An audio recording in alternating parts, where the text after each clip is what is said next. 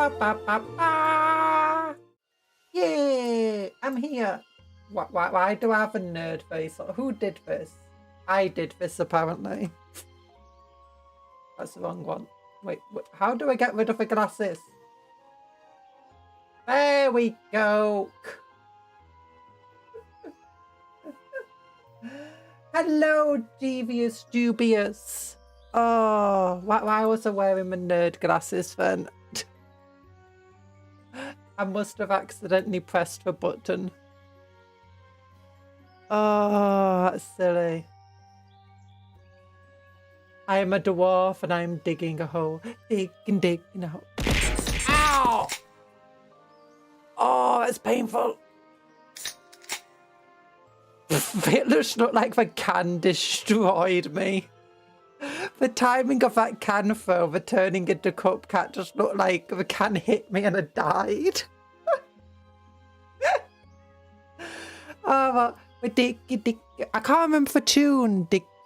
I am a dwarf and I'm digging a hole. Diggy hole.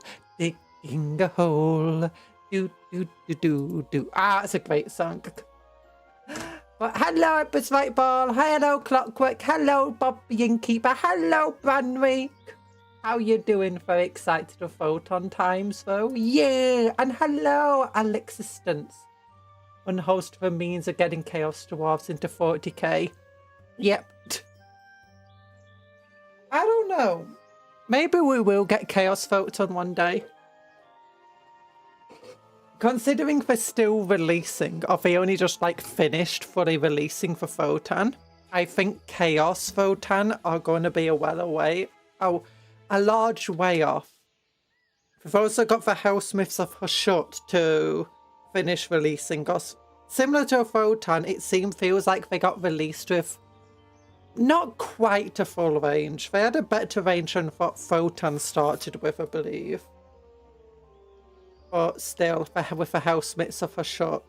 Seeing how popular, I think they're using the Age of Sigmar as a kind of trial one as well. My greatest creation. Cat soda can. Guys, remember, it's not a cat, it's a cupcake that's very cat-shaped. Yeah, I'm not a cat. I'm just very cat-shaped right now. Only vaguely cat-shaped. I mean, I don't look like a cat, do I? No, the answer's no. Okay. I've got everything set up. Yes, I've got my can of cola. Tasty. I might be a little bit subdued today because, oh my gosh, have you ever had one of those days where you kind of just slept away the entire morning? You couldn't even get up. Like the moment you wake up, you just fall back asleep. That is partly though, I believe, because I was kind of working quite late last night. I was building some Black Templar Crusaders, and I did some trying to make fire, and I also built up some extra scouts. Because yes, my Black Templar run with scouts. Hi, God of Mysteries. Hello. No, don't nom me. Cupcakes are friends, not food. Hushut is pretty decent release-wise.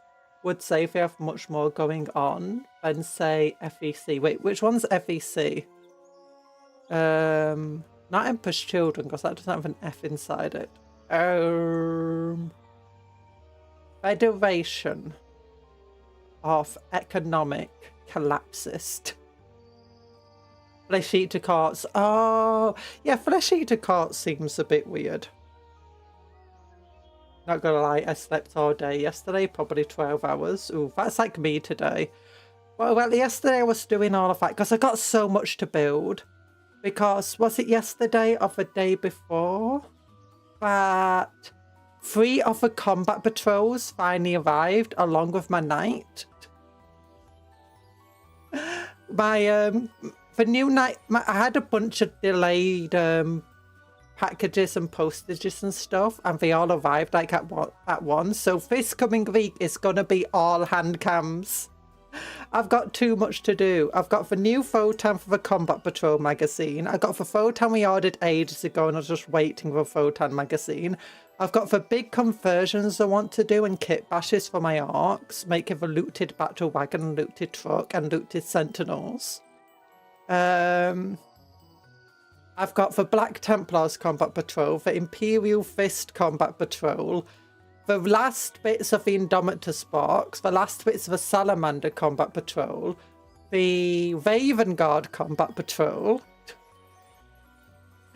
Oh, there's just so much. I still got the Mega Track Scrapjet to build. Oh my goodness, and those looters. Sleep deprived on a weekday and sleep throughout weekends. I don't think that's healthy, but that's how it's going right now. Ooh, that's not fun. How far I do get that. I think there's a high chance of chores being redundant to 40k considering Iron Warriors and Dark Mechanicum. I don't think dwarves in 40k would be like Chaos Dwarves in Fantasy. Because Chaos Dwarves in Fantasy work as their... If you don't know, Citadel Miniatures is what creates the it's the company behind most of the miniatures. And you used to see the little Citadel castle that kind of looks like a guitar on the boxes. And that's actually the Chaos Dwarf stronghold in Fantasy, the Citadel. You can actually see it if you look at the old world map. Welcome to 40k, where there's more building and painting than playing. Yeah, I've got no... I want to do some painting, but I've just got no time for it. I've just got too much to build. And I want to magnetize my Eldar and my Necrons, and maybe my Orcs as well, so I can put them in a display case, so I've got room for other models. Oh, there's just so much to actually do. But what else is there? Chorf sounds like something you eat. It does. So many cupcakes. Nom, nom, nom. No, don't eat the cupcakes. But I think instead they'd have their own thing going on. The Chorfs could definitely introduce things like railguns and ion weapons and stuff to Chaos if we wanted to give that stuff to Chaos, which might be interesting. It might be interesting to see Chaos getting a new access to new cloning techniques, and because that's what Chorfs would really bring to Chaos. The Dark Mechanicum has failed at... Thanks for a cupcake. Cupcake don't paint. I try to. I want to. The Dark Mechanicum's failed at doing a lot of cloning and trying to like create new legions and stuff. But the Chorfs can bring that with them. In addition, the Chorfs could bring corrupted Ironkin, which are basically robots. And we've already seen that they've started giving robots to Chaos, like the Thousand Sons. So I don't think they'll necessarily be redundant. Instead, I think they could strengthen the Dark Mechanicum if that's what they wanted to do. But alternatively, I think what would be best is if they re-released... Do you remember what did they call it? For Lost and the Damned, I think they called it. It was an old codex, or semi-codex anyway. And it had all of the renegades in it. So you had renegade guardsmen, you had renegade tanks, new renegades types of space marines like loyalist turning traitor. I think if they brought the Lost and the Damned back, it'll be a good place to bring chaotic Votann in. And you can either create Lost of the Damned armies or you can ally them into your other Chaos armies. I think that would be really nice. I sometimes forget Dark Mechanicum is a thing. Yeah, it's because I don't really focus on it too much. Like, you do have stuff like the Lord Discordant, for Hellsmith, not for Hellsmiths, the Warpsmith is it called? And the Demon Engines. And then you've got... Oh, what's his name? Emperor's Children dude. Technically, it's not Dark Mechanicum, but he does a lot of the same stuff. But for... Oh yeah, and you do have that other for Demon Prince, which is basically Dark Mechanicum Demon Prince. Fabius Spire, yeah. You do have a lot of them. Those things. Hi, 6666. How you doing? You do have a lot of them, but it's not like they really do anything in the game too much. Okay, come on. Why is am I feeling like my model's being a bit weird? Let me just realign a few stuff here. There we go. And calibrate, please. Yeah. Okay, that looks better. Yeah. Recovering from food coma. Oof. What did I do today? Oh. But no. It depends how I don't know what they'd want to do with the Chaos Dwarves. That's what gets me.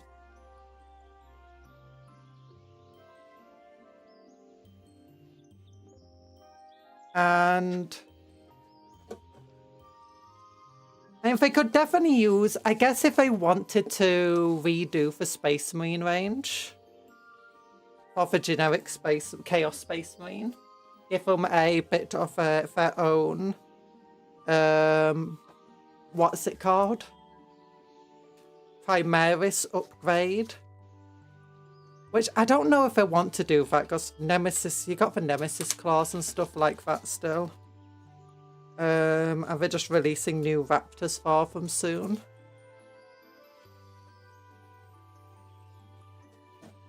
I guess a Votann could help with that. It's a 40k Chaos Votann. Not yet. I don't think there's any law Votann that have turned to Chaos yet. Or at least that we know of. Wouldn't be surprising if they could be corrupted, but at the same time,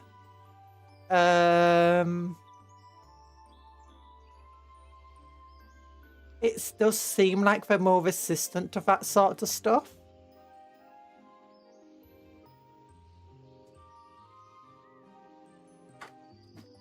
And they do have Psychos though, don't they? Because you got the wizard guy for Votann.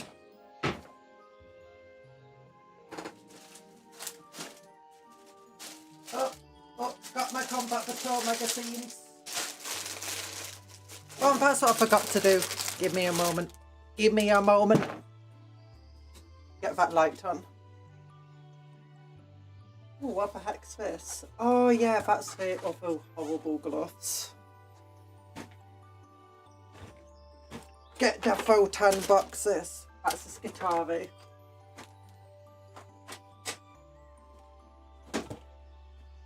Steel Jacks. Yeah.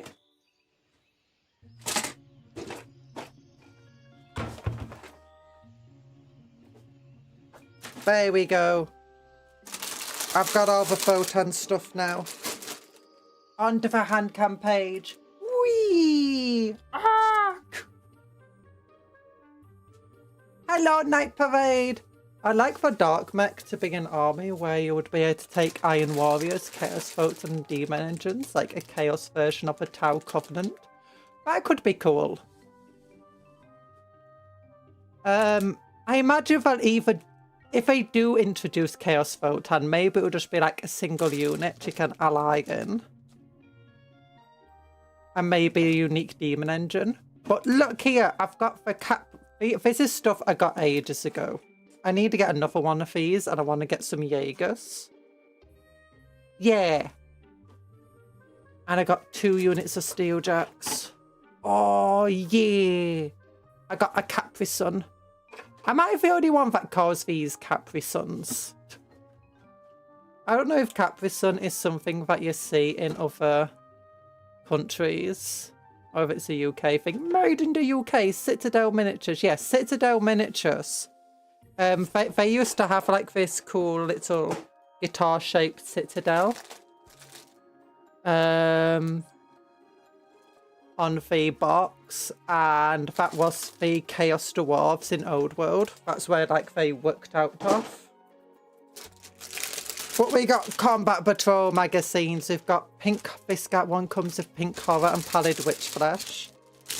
This one I'm hoping actually has Votann lore in, but it's a bit thin. You know, sometimes they don't have as much lore in as we want. And we've got some warriors. Oh, we got some warriors. like a kill team. That could be cool. Oh, there's also I don't know why the tower here. I'm guessing the tower are going to be brought up in the lore. There's no tower in the combat patrols. I do know that the tower and one of the Votann leagues have quite close connections. And the lore suggests now that the railgun technology originally came from Votann. And there's debates on whether the ion technology currently came from the Tau created it themselves, or if that's also from the Votann. Oh, give me a second. I want to get the miniatures I made yesterday.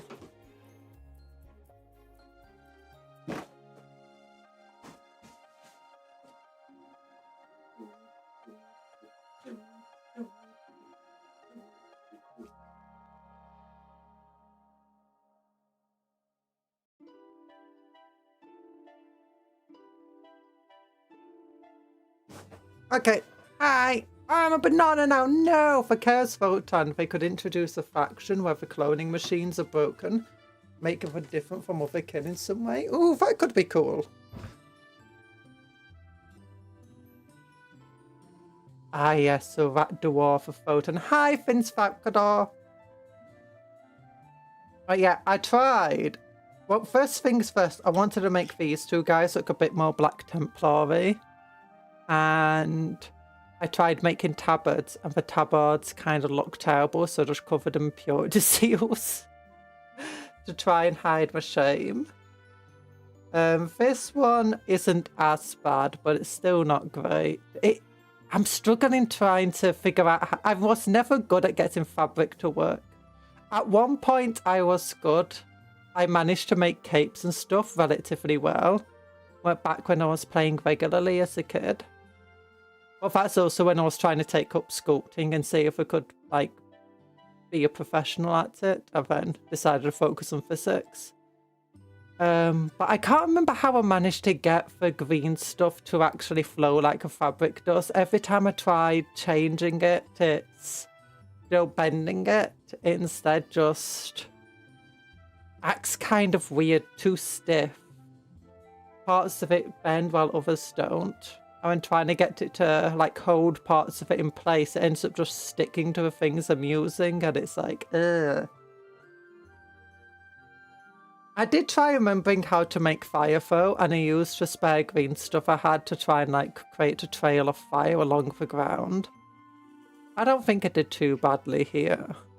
Looks more like tentacles, but I think once I paint it, it will do what it's meant to. Oh gosh, I just... Puff word of the day. Great. Gun. Yippee-ee. Gun. Hi, TA, how you doing? Okay, I need to, like, super glue one of those little flames into place.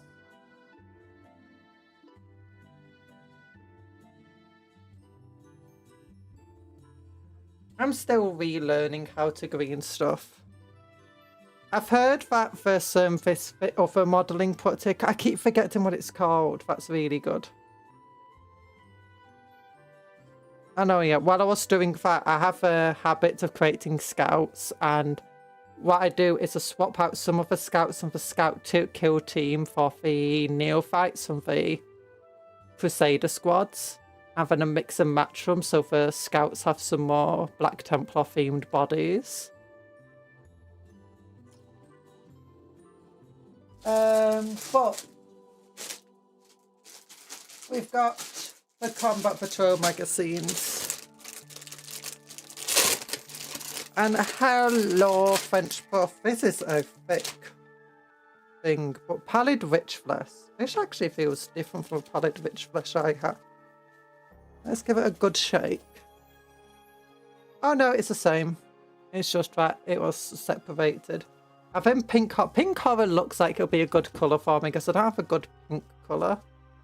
Now this is a very nice pink colour. Not like a hot pink, but oh gosh, trying to open it. There we go. Yeah, that's a nice pink.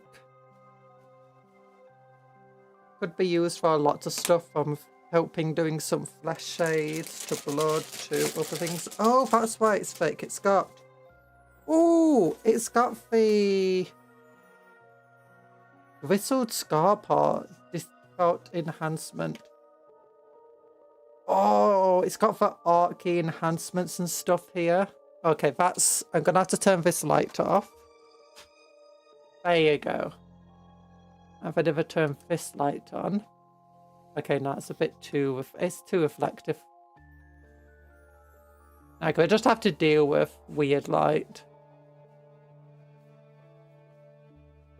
But... So these are like objective things you can use, or just like to represent terrain. It's designed for combat patrol, not normal 40k. So yeah, this part I think is where you can't move through.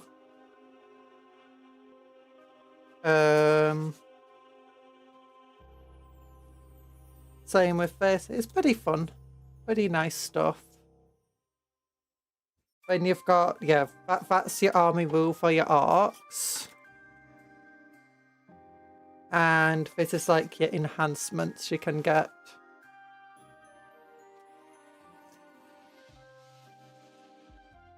And then you can see Votann are here as well. So toil earns. Ooh, this is for the Votann. I think this is like, yeah, you got select grudge and stuff. I think this is... Oh wait, it's double-sided. Oh, stop. Oh, yeah, this is like your objectives and stuff. Secondary objectives. And the same, we got another thing for Votann here. Payment in kind. An eye for the ancestors. Yeah, so this was all printed before the new Votann stuff came out. I think this is still all viable in the combat patrol setting. And you've got Hearthguard, because they're going to be coming in the magazine.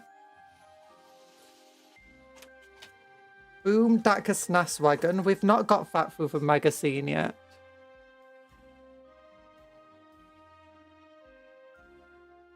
I can't remember its basic stats, but I do think that you can expect the stats to be different.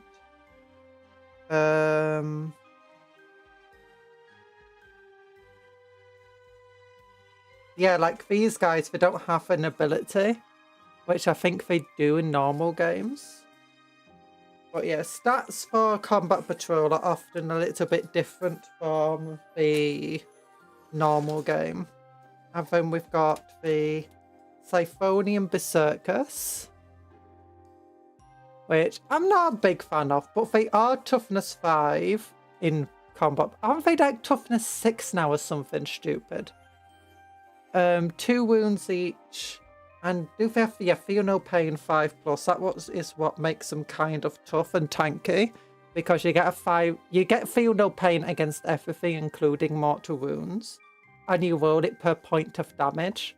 So against high damage attacks, it's not that useful. Again, unless you're a monster. But if you've only got 1 or 2 wounds, it's not that useful. You're likely still going to die if you have to make 5 saves on a single model. Although you still got a chance to live. But against low damage weapons, it's a lot more useful.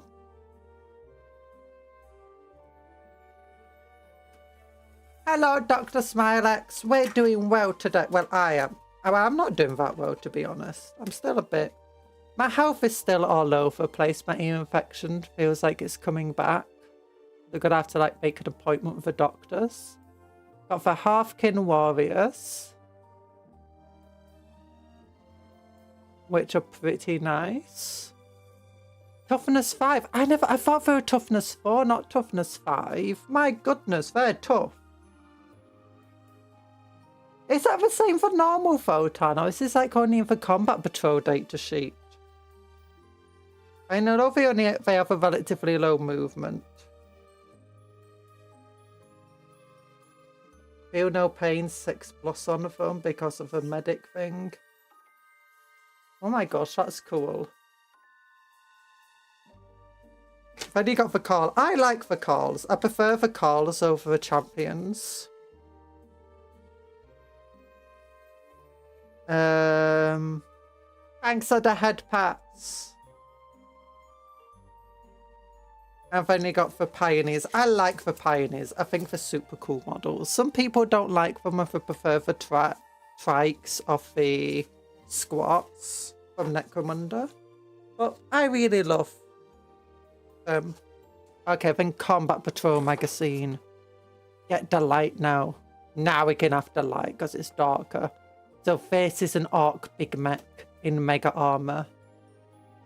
And he's got the big old thing on his back. Okay, painting with pallid rich flesh on various models. It's used to on highlights of skulls, purity seals. Oh no, not on purity seals. Skulls, capes, flesh. The pink horror is used as highlight of a book and for the edges of purity seals. Of Eldar, again, it's used on the capes of flesh. Pink horror is used on like all of the red capes and stuff as highlights. Basically, we've got 2 highlight colours today. And it feels like the magazine just going over all of the different ways that you can use pallid rich flesh and pink horrors on all the different things that they've sent so far. That looks cool. Oh my goodness. They make that look easy. That is not an easy thing to achieve. It will take you... Doing that by hand must take hours. My goodness. Like, my Tyranids. I'll show you my Tyranids, but for all the ones that are painted are in a box in the Arctic at the moment. I say box, in a display case. Yeah, I just dry brush grey over mine. Over a darkish purple, and then add Major's purple to it. And the Major's purple looks really shiny and slimy in all of the gaps. And that gives a very nice effect. But yeah, look at they're doing each of a line by hand. Oh my goodness, that must take forever. You're currently eating ice cream. Nice! In a lot of the painting and so on that they're showing here is pretty simple to achieve. I say it's simple to achieve. Some of it is still like fine detail work that will be very difficult to do with Citadel brushes. Especially brushes that are this thick. Like, I really think you'd struggle to do that with the Citadel brush. Like, you can even see the brush head there is just so much thicker than the lines that they've been drawing. I don't think they're doing that with a Citadel brush. I think they must be using different brushes. A lot of the other stuff I think is quite achievable with the Citadel brushes. Maybe some of the highlights would be a bit difficult. And the paintings like this, none of this is super hard to do. You'd struggle getting it as neat as what they're doing, but I still think they're showing it in an achievable light. And then as soon as you get, like even this detail here, because it's all raised detail, if you paint it like dry brushing, where you just gently go over it with multiple very thin layers, you can do that without going too messy if you got a steady hand. But when it comes to doing this, my god, that I don't think this is something that most people will be able to achieve. Look, it's evil worm. In fact, even trying to paint, you know, like the details of this gun would be quite hard. I'm not a worm! No! Oh, leagues of folk to me are getting glow. Oh, but this is a cool colour scheme. This is different from the one that they show on the website, isn't it? Either that it's just very unfinished. It's still a work in progress. But I like how they're looking at the moment. But yeah, that is a lot of work to do all those lines. I would not do those lines. You can do an effect that's very similar if you feather your brush. You don't really want to do it with a good brush because feathering, it damages your brush. It's basically where it's like if you have a pen and you just go like that across the edges. just really quickly, back and forth. And you don't want that much paint on your brush. Ow. You want it relatively light, and you just go over. Like once with a darker colour, then a lighter colour, and then another lighter colour just each time. Just with a very small amount of paint each time, so you're just getting these very thin feathered layers. And that's relatively good, especially on big plates like this. It's very achievable to do that. On the smaller plates like the Gaunt, it'll be a lot more difficult. Question, Cupcake, what colour are your Templar vehicles? I've only painted one of my vehicles. It's a Dreadnought. I can show you. It's black and it's white.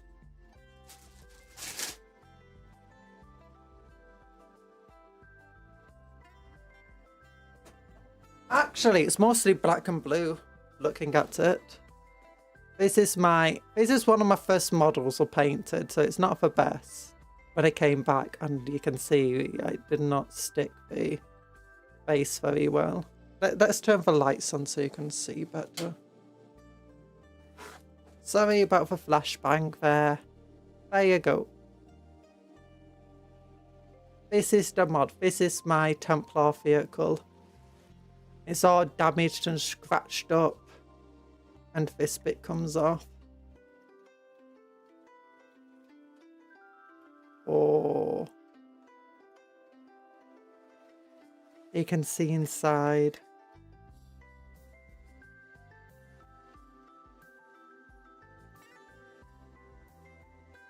There you go. Yeah, so it's mostly black, gold, blue, bits of red wires and stuff.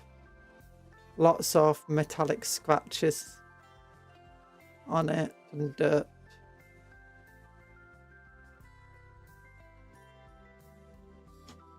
There you go.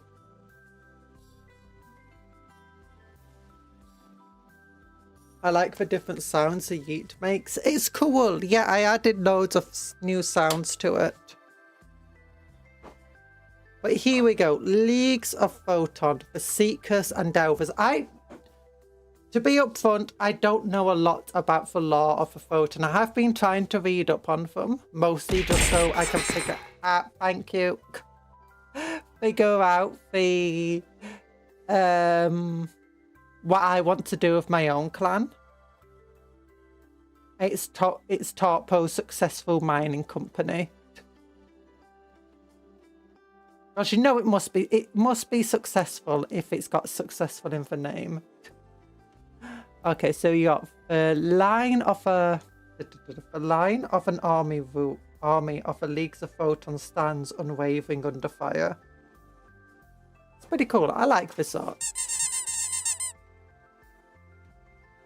Big thanks and a big love. You never know why I asked Hydra Dominatus. The kin are a species of clones who lived in the unforgiving environment of a galactic core. They are watched over by the venerated ancestor cores, which they call Votann, who provide them with guidance, equipment and protection as they work to acquire the resources they need to survive and advance their kindred's interests. The kin's entire way of life revolves around... Just give me a moment. I need to move this bit further forward. There we go. The kin's entire way of life revolves around the acquisition of resources.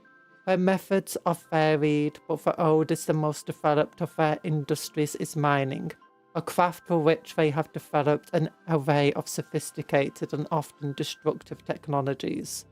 They employ these where they will, not caring if whole planets or even entire civilizations are wiped out as long as their quotas are met.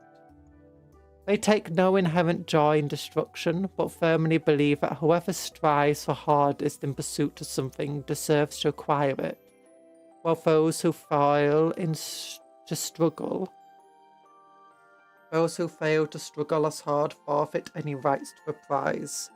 That said, the kin are nothing if not pragmatic.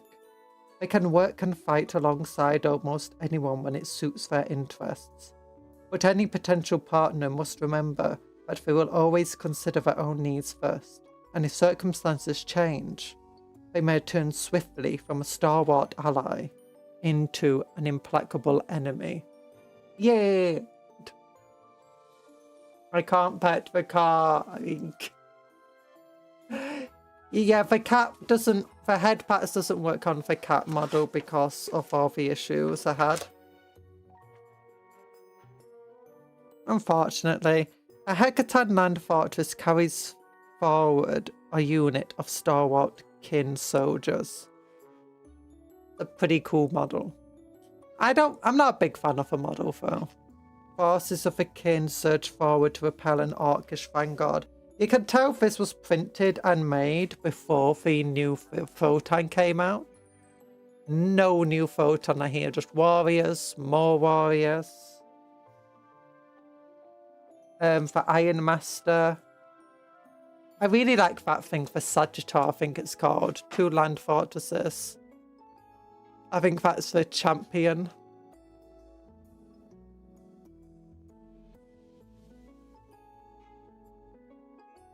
But why the evil stinky worm? Do it for the evil stinky worm. Okay, now I did have head pats set up for this cat model. But the issue is this model is part of VTube Studio. Like, it's a default model option. If you download VTube Studio, you'll get this model with it. The worm and all the other models you can turn me into are models that either I made or I hired someone else to make. That means that whenever VTube Studio updates, all the commands and all the stuff I've got set up for my other models stay correct and they don't break. But the commands for this model do break. Because with VTube Studio updates, it might update this model as well. And as a result, every time it updates, my commands get broken, and I've just got to the point of, you know, trying to fix it. It's just a lot of effort. So instead, I've got a new cat model made. It still needs rigging, but the rig is not available until November, so it's going to be a while. But hi, Anthony Rustydale. VTube Studio is made of Cupcon in mind, so a true form was a default setting. No! Actually, these came after I started using VTube Studio. These came later in an update. I'll tell you 2 reasons why I asked about vehicle colours. First, I was curious, and second, I wanted my Alpha Legion to be disguised in your army to steal coal. And no!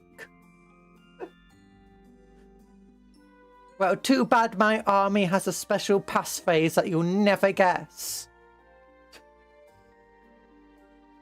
The kin are brutal, efficient, and highly advanced species. I'm gonna download VTube Studio. I'm gonna become a cat. I'm going to download VTube Studio and I am going to become a cat. Sorry, Cuptle, I stole your thing again. Okay. The kin are brutal and The kin are brutally efficient and highly advanced species. Their determination is legendary, but being pragmatists at heart, they are just as happy to withdraw as they are to sacrifice themselves, as prudence demands. The 9 movable lines are made up of heavy troops and vehicles. Each of these are equipped with some of the most reliable and deadly weapons of the galaxy, backed up by the expert training and stalwart dedication that the kin are famous for. Yeah! The Galactic Core. That's where the kin come from, I know that much. The Galactic Core is located at the dead centre of the galaxy. It is a vast region of space, characterised by heightened natural forces and unremittingly harsh conditions. The Leagues of Votann have adapted to this unique and punishing environment in a way that no other faction has been able to. Many of the species have the occasional tale of foolhardy explorers lost in the expanse, and perhaps even half-true fables of ones who survived their daring exploits. Smilex wants Cupcone's model colors to hide among them. I want Cupcone's model colors so my models can be destroying hers. We are not the same. No! You're not allowed. Why mine particularly? No! My models can't lose. That's like the entire law. They can't lose. No, they can't. They can't.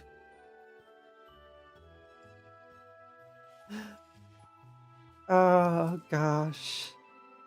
The leagues of Votann have adapted to this unique component, but only the kin seem to have truly thrived there and been able to forge powerful civilizations that rival the might of any other faction of the galaxy. The kin are humans.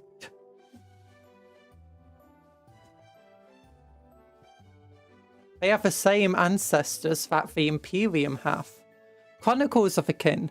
The story of the kin, their origin and their arrival in the galactic core is a mixture of fact and legend. What cannot be in doubt is how well they have adapted to the demands of their home territory, easily meeting both physical and mental demands of this extreme environment. P.E. Yeah, you've become cat. Nice. French puff. But yeah, so what do we have going here? Oh yeah, this is how the space dwarves of 40k are different from fantasy dwarves. In which, in fantasy and Age of Sigmar and stuff, the dwarves are significantly older than humanity. Or at least the dwarf species is. And like the entire way of doing things. They've been stuck in the way since humanity ever came about. But for Votann, actually, they instead descend from the same humans that, you know, eventually became the Imperium. Back in the dark age of technology, the humanity spread across the galaxy, and they spread even as far as the galactic core and within it, and created the Votann, genetically modifying themselves and using cloning techniques to survive in the core. So if we look here, the kin are an ancient people. Much of their history is kept by their venerable ancestor cores that house the species' collective memory. If we don't know, ancestor cores are basically giant robots or computers, which they refer to as the Votann. But some of their history is so ancient and is buried so deep within the ancestors' core that it is, for all intents and purposes, lost to myth. However, the kin maintain that they call first truths as article of faith to explain their origins and purpose. One of these first truths is that many thousands of years ago, their ancestors left from pre-imperial Terra and travelled to the galactic core. What they can be more certain of is the role that the Votann have played in the development of their species since then. The kin are a species of clones, and the ancestors' cores are not just static repositories of knowledge. Ancestor calls a ChatGPT version 40,000. You cannot change my mind. I think maybe they're a bit different. ChatGPT is software, ancestor cores are hardware with software on top. What makes the ancestor cores special is the hardware, not the software. Yeah.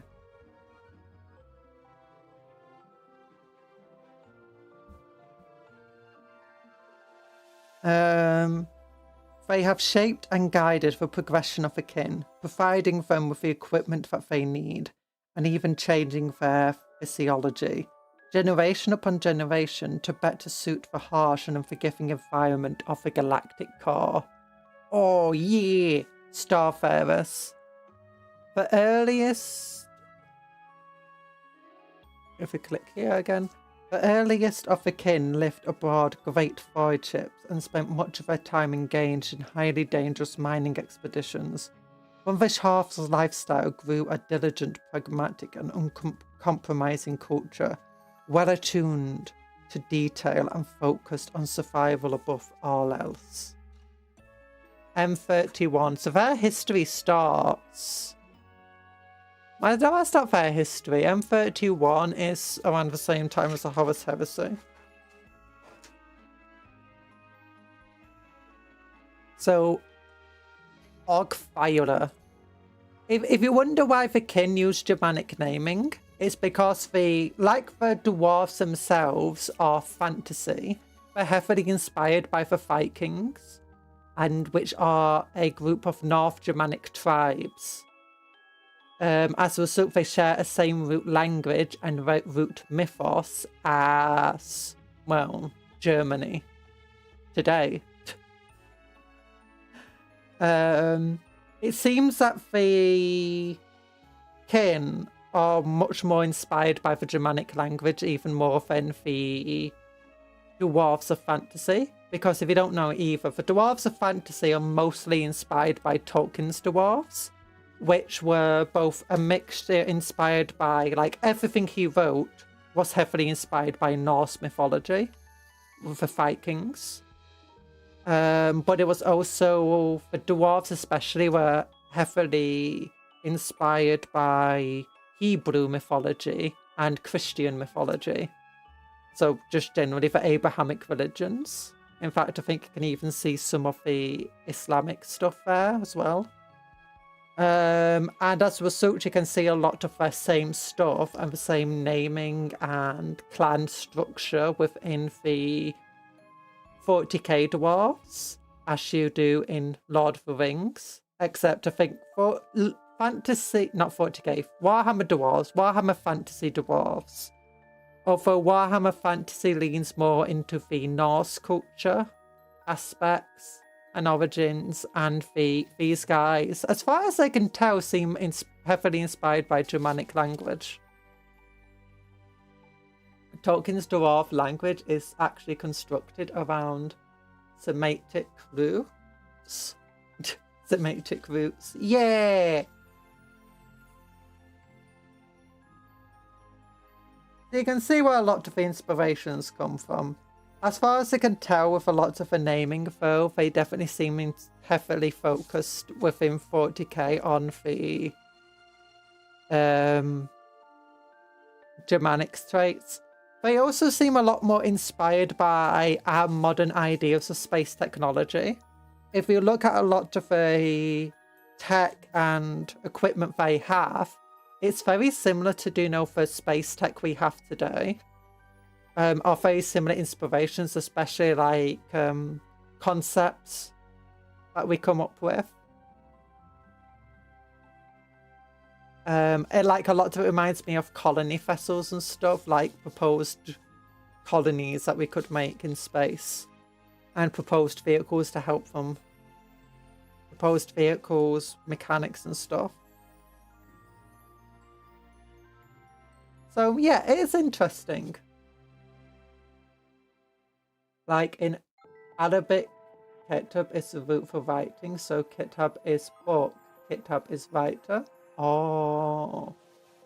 Votann are essentially just future humans without going full postal gothic. They kind of are. They kind of have gone full postal gothic in their own way. But not in the same way that the Imperium has.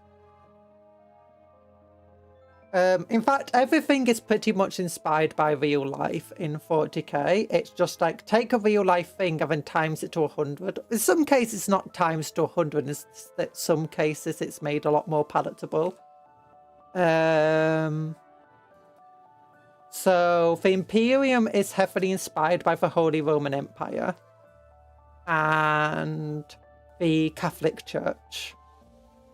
You can see that pretty much everything in the Imperium.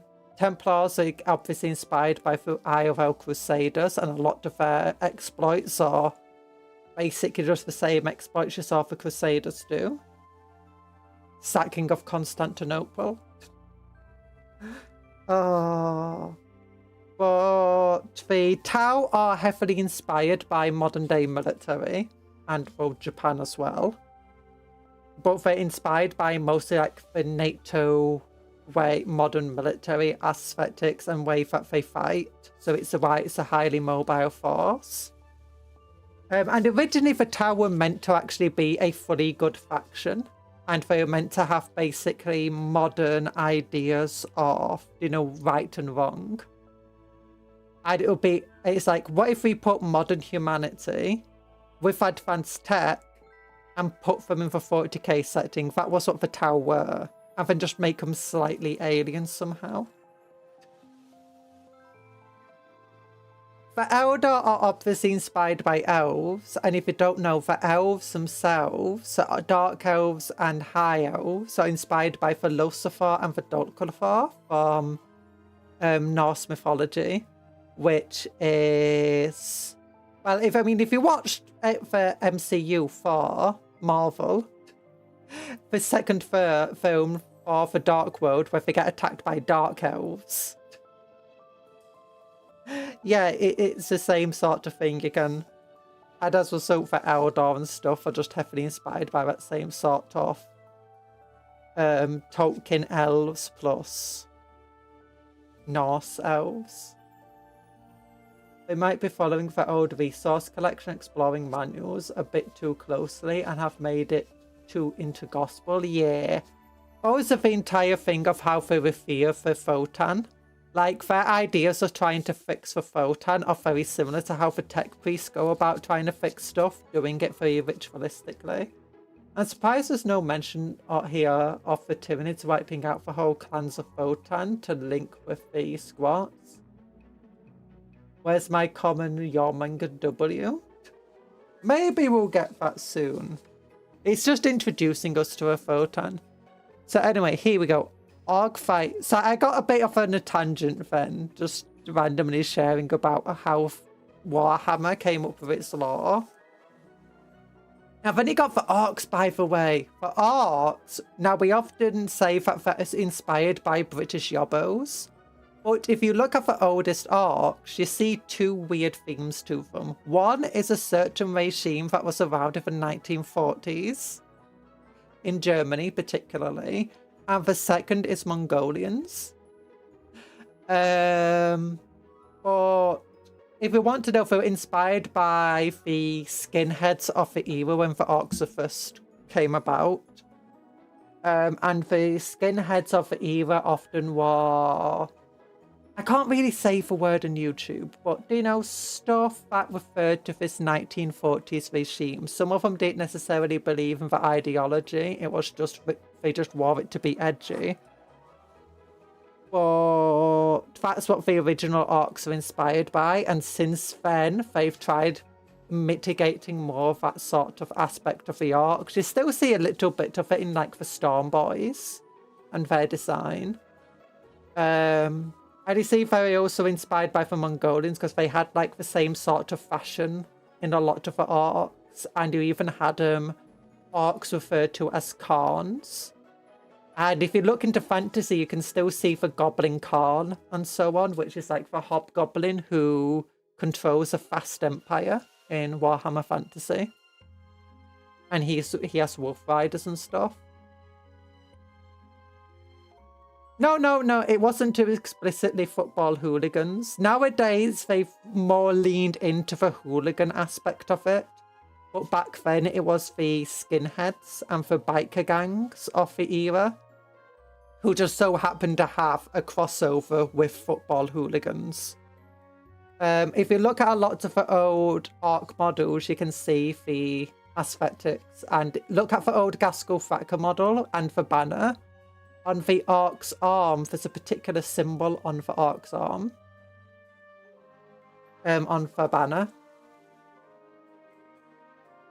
So, yeah. But you can see how these things have just changed and evolved over time. It's interesting. So I really like looking at the history of how, you know, things evolve. Like ideas and stuff and stories. And 40k's had a lot of evolution. It's a lot of history there, and a lot of it's lost history to some extent. Like, not humanity. The early Imperium and Eldar were once actually really close to one another in the original lore, to the point that you had a lot of half Eldar in the Imperium, and even half Eldar Space Marines. Nowadays, I think there's only one reference to that old lore still around, and that is apparently Carl, Belisarius Carl, however you meant to pronounce his name, a big old tech priest boss. He created that half Eldar Space Marine again, and named it after the same named character that was in old 40k. I always thought commissars are really inspired by members of a certain double-letter organization. No, commissars are inspired by the USSR. The USSR had, in real life, commissars, which were party officers. They belonged to the Communist Party, and they were moral guides, meant to keep the moral of the soldiers alive and well, and spread the party's message to the soldiers. Their history is very mixed. Some commissars were described, the way a lot of commissars were described, especially by the West, was very similar to how they are in 40k. Real life extracts of how commissars behaved vary from how they are in 40k to how the commissar characters like Commissar Ibrahim Gaunt is. The commissars are definitely very similar to those characters, those real life ones, because they also belong to the political party that is the Imperium, which is the Administratum. It's not a political party, but it's a non-military organization that has its own, and they're in charge of ruling the Imperium. They're in charge of the religion, of who gets to control worlds and stuff like that. And they have their own particular soldiers. They have this school where they train up soldiers, and they either become Tempestus Scions, Commissars, Adeptus Solidaritas, the Sisters of Battle, are priests. Everyone who goes to those schools. And so it follows the same general idea.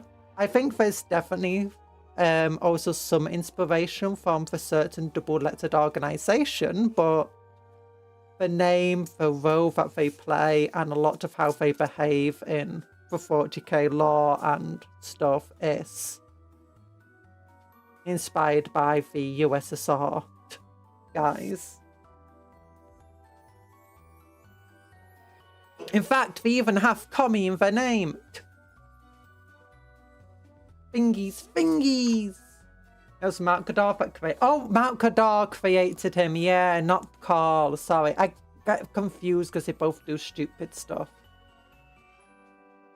So yeah, I get confused between the laws sometimes. It gets mixed up in my head. But yuck. But anyway, I got off into a tangent again. Sorry about that. It's fun. It's fun. I like these types of things. I like looking at where the inspirations come from. Black Templar originally very inspired by the what's it called? Monty Python as well. Now Dark Angels seem to have all those references. But anyway, you got the Ogfire. I don't speak German. The kin do not think of the Great Rift as a single phenomenon, that way that many species do. Instead, they view it as a collection of areas and warp storms. One of the largest they have named Ogfire, one of the Great Turthorian League's greatest warriors, Urther the Destined, has led his forces against the Chaos incursion in this area. Siphonian Berserkers lead the charge into the ranks of World Eaters. That seems like a bad idea, to be honest. Especially with Exalted 8-bound there. Or just 8-bound, I can't tell the difference. I think they're Exalted. Mercenaries of the Kronos Hemogy leads the charge against the invading Tyranids. I've heard this is a terrible model to have because of how far these tentacles reach out. Warzone Bastion. In a Warzone... Oh, Warzone Bastia. In the Warzone Bastia, most of the kin involved in the conflict have travelled there to fight for the Imperium as mercenaries. They do not just work for pay, but also to gain a better understanding of the capabilities and tactics of other species. For the kin understand the value of power and knowledge. Turnkin Jaegers scout out a world infested by the Gene Stealer cults. I like these Jaeger models. The Kalanath Expanse. While the conflict rages in the Kalanath Expanse, the kin seek to exploit the situation to their advantage. Conflict between the Imperium, the Tau, Empire, Tyranids, and Arcs has left their forces stretched thin, leaving great bounties ready to be claimed. The Trans-Hyperion Alliance and the Kronos hegemony in particular have been drawn into the area. Tangents are half the fun. Also, there's no German word, that's Norse. It's Norse! Yeah, Norse is the Germanic language.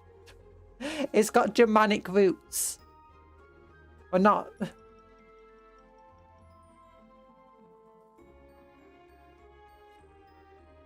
Argfear. Yeah, I don't speak other languages. I speak Cupcake. And sometimes that gets translated into English. Now, I speak two languages. One is Cupcake, and second is half of English. Scandinavians are Germanic, yeah. Yeah, see what I mean? It's...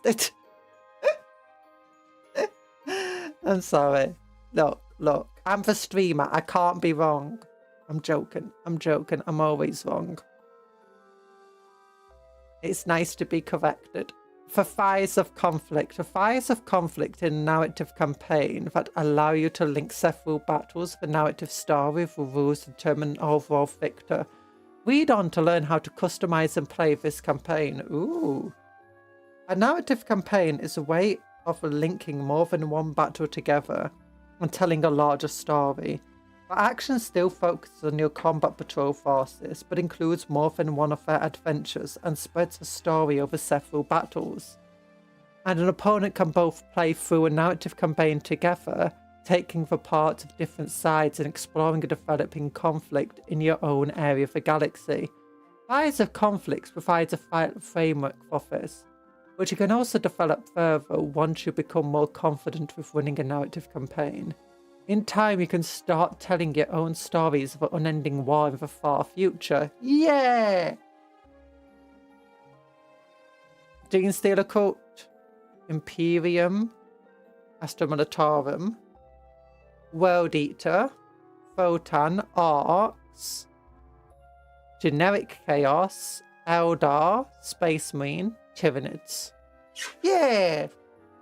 Each of the factions that we get in for Combat Patrol magazine. So far we've had for Space Marines, for Tyranids. Oh, is this the order that we're going to get them? Oh, it might be. Because yeah, we've had the Space Marines first and the Tyranids pretty much at the same time. Then the Eldar came along. And then Chaos. Or was it Chaos then Eldar? Then the Arcs, then the Votann. So next will be the Gene Stealer Cults, then the Astra Militarum, then the World Eaters. That's a bit sad because I wanted the World Eaters first because I'm using the Demon Prince as a World Eater Demon Prince. I'm using the Mauler Fiend in my Chaos Space Marine army. Finland, yippee. Anyway, Gamba time. No, don't worry about that. Scandinavian, well, Finland very much isn't. Finland is Scandinavian now. Finland is Germanic now. I've said so. It's law. Actually, no, I've been trying to learn bits of a Finnish language for story I'm writing. And it's like, oh my gosh, this is a lot different from what I expected. Oh, but most of the Scandinavian languages are. They're very difficult to learn. My father tried learning, he's very good at languages. And he tried learning Swedish for his job once. And he did not have a fun time of it. And he knows, he at least knows bits of German. I think he once was relatively fluent to German. He's fluent-ish in French, Italian, and Spanish as well. And it's like, he struggled German. With, not German, with, Swedish. It's like, oh gosh. I only know a few words. I know their commander is Kommentar. And I know... Oh, I know a few other words. I know them when I see them. I've been trying to learn a bit about the structure of it. It's hard. It's hard. It's easier in some ways than expected because modern languages, generally, most of them share a lot of the same words nowadays.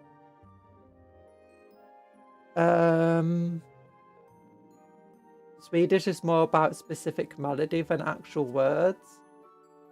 Is it? Oh. I've tried. I know that their like vowel sounds are very difficult to emulate. I think that's one of the things my father struggled with. Like all the different accents over them. Deep in the shadows of the Great Rift, you can actually speak German to them with the right melody and they sort of understand you. Ooh. That's cool. Deep in the shadows of the Great Rift lies a small group of planets, planetary systems, unregarded by the main forces of the factions as they pursue their goals. But the fires of conflict burn here too. Against the backdrop of a galactic struggle, the people of this area still have their own story to tell you. You will tell that story for them. It started with the coming of the orcs. Their arrival came as a surprise, but they soon had taken over a majority of the planets in one system, turning the surfaces of the planets into a mess of orcish warbands and crude manufacturing centres, churning out their ramshackle contraptions of death and destruction. Nearby Imperial planets bolstered their planetary defence forces and prepared as best they could for the inevitable attacks. The fighting came swift and fast, obliterating the resistances on many planets before Imperial reinforcements could arrive. Amid the turmoil, Chaos warbands began to encroach, initially settling on deserted planets before mounting raids of the more populated worlds. Nearby and spreading their foul corruption. On hearing that the area was becoming overrun with Xenos and the forces of Chaos, the Space Marines independently mounted an expedition to the area, where soon they began to pursue other ends, seeking after holy relics and lost technology. As the fighting spread, rumours of a great devourer began to spread among the panicked residents of the Imperial planets, and their doomsday cult swelled alongside the rising of the Xenos worshipping Genestealer cults. When the Tyranids arrived in Bastia, they cut a sway through all of the systems as other Xenos species also began to arrive. Each of the factions have their own aims and goals, often completely failed to other armies of the system. With so many forces in the area, nobody is truly sure of anyone else's plans, and it's only a matter of time before the tension boils over. Look at this. This is an old art from Epic 40k, which is a defunct game. That's a Gargant. That's an Imperator Titan. Oh, I like how it's shooting just seemingly randomly all over the place. It's got that very flat artwork. Angel, hi Quadro, and bye bye Dr. Smilex. It was nice of you to appear here. Big love hearts to you. Is that a Baneblade there? Yeah, it's a Baneblade just there. At the back. There's a Stomper there, it looks like. No, I think that's a Mega Gargant, not just a Gargant. Yeah, Mega Gargants were cool in old Epic. They're like one of the few Titans that could rival a Imperator Titan and had even more firepower, It was incredibly inaccurate, but... Okay, the Space Marines. As the tales of chaos, corruption, and Xenos activity reach the Space Marines, they send out a strike fleet to investigate and purge the area. On their arrival, they uncover rumours of ancient technology scattered throughout the area. Thought lost for ages, they are ordered to pursue and recover it at all costs. Considering the red thing is an Imperator class, definitely a Mega Gargant. Yeah. Mega Gargants were absolutely massive. Like, just look how many guns are on this thing. It's 1, 2, 3, 4. And you can't even see half of the guns. It's got tractor blasters and stuff. It's beautiful. Tyranids. Nobody truly knows why the Tyranids are drawn anywhere. Although they consume all in their path, it is uncertain whether destruction of other civilization expansion of their own is an actual goal of theirs, or simply something that happens incidentally while they are pursuing some other mysterious Would you like some aim. Titanic with your weaponry?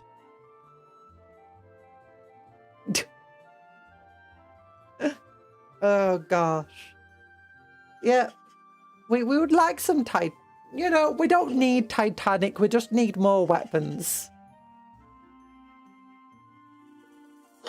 You think there's actually a Gargant on this page? No, it's just a pile of weapons on top of one another that the Imperium mistaked for a Gargant. The Aldari. Fighting for Aldari has cost... Fighting in the area has cost many Aldari lives. Aldari. The commanders must balance this crucial task of reclaiming the soul stones of the fallen against the rising risk of throwing even more of their warriors into the jaws of death. A craft road enters the area with the aim of recovering as many lost stones as possible. I would have expected there would have been there to like try to mitigate chaos or something. As well as trying to recover the soul stones. Chaos Space Marines. As despair mounts in the area, warbands of Chaos Space Marines are drawn to the outer planets and some of the systems. From there they launch deadly raids, infused by the chance to strike back at the Imperium when it is vulnerable and weak from fighting other enemies. Orcs! The Orcs. The Orcs are doers, not thinkers, and they seem to have been driven the area by instinct as much as by any concrete plan. Now they are in this sector, they have set their minds to violence and positively frothing with excitement over a chance to meet and fight such a diverse group of foes. You gotta give the Orcs one thing. Those Gargants would be hard to topple. I mean, the right shot at them could probably ignite every single piece of ammo in there. And just cause a massive chain reaction cook-off that would... Like, imagine just one NAS gun shoots into a Gargant, avoids the shields, or like they're close enough to not be within the shields to stop it. And...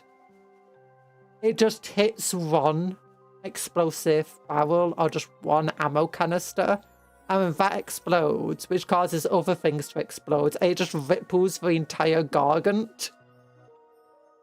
I do think like every single bit of a Gargant has its own shields. I think that's one of the things. It's got like multiple big force fields, like a void fields. And then it has like void fields used to have this rule that if you're like within 12 or 6 inches or something like that, you ignore the void field. But Titans might still have invulnerable saves and stuff.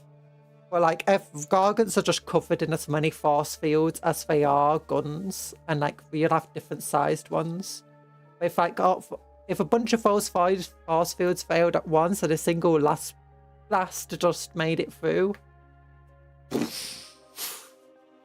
Hello, 7th stage of Rage streams. How you doing? That's turret tossing on a planetary level. Just shoot a Gargant. The entire planet's gone.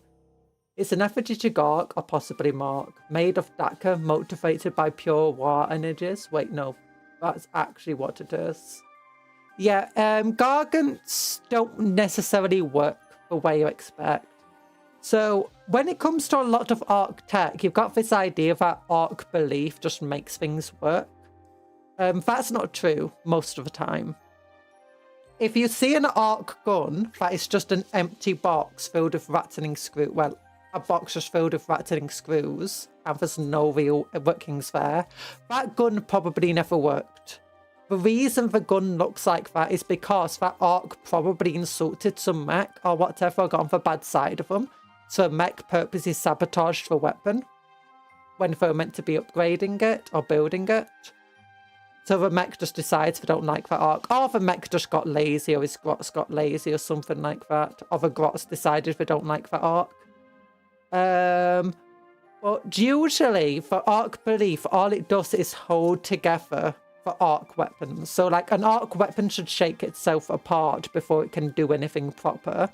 Well, Arc belief holds it together like tape and makes sure it doesn't shake itself apart.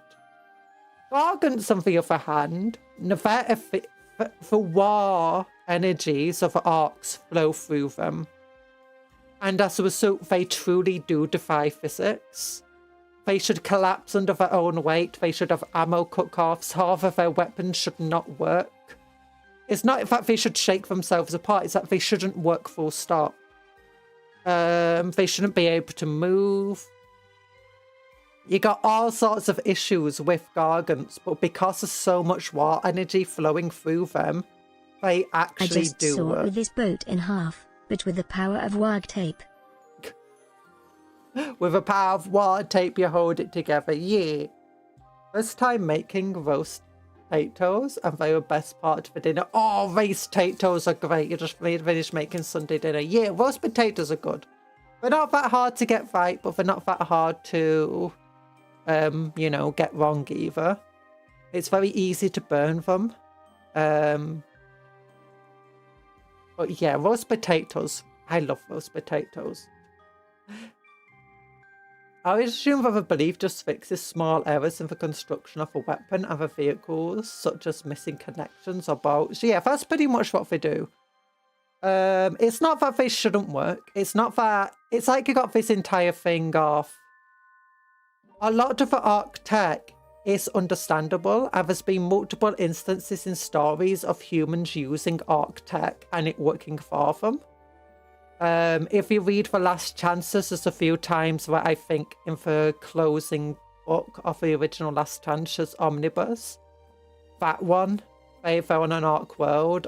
Well, I think they're on Armageddon, actually.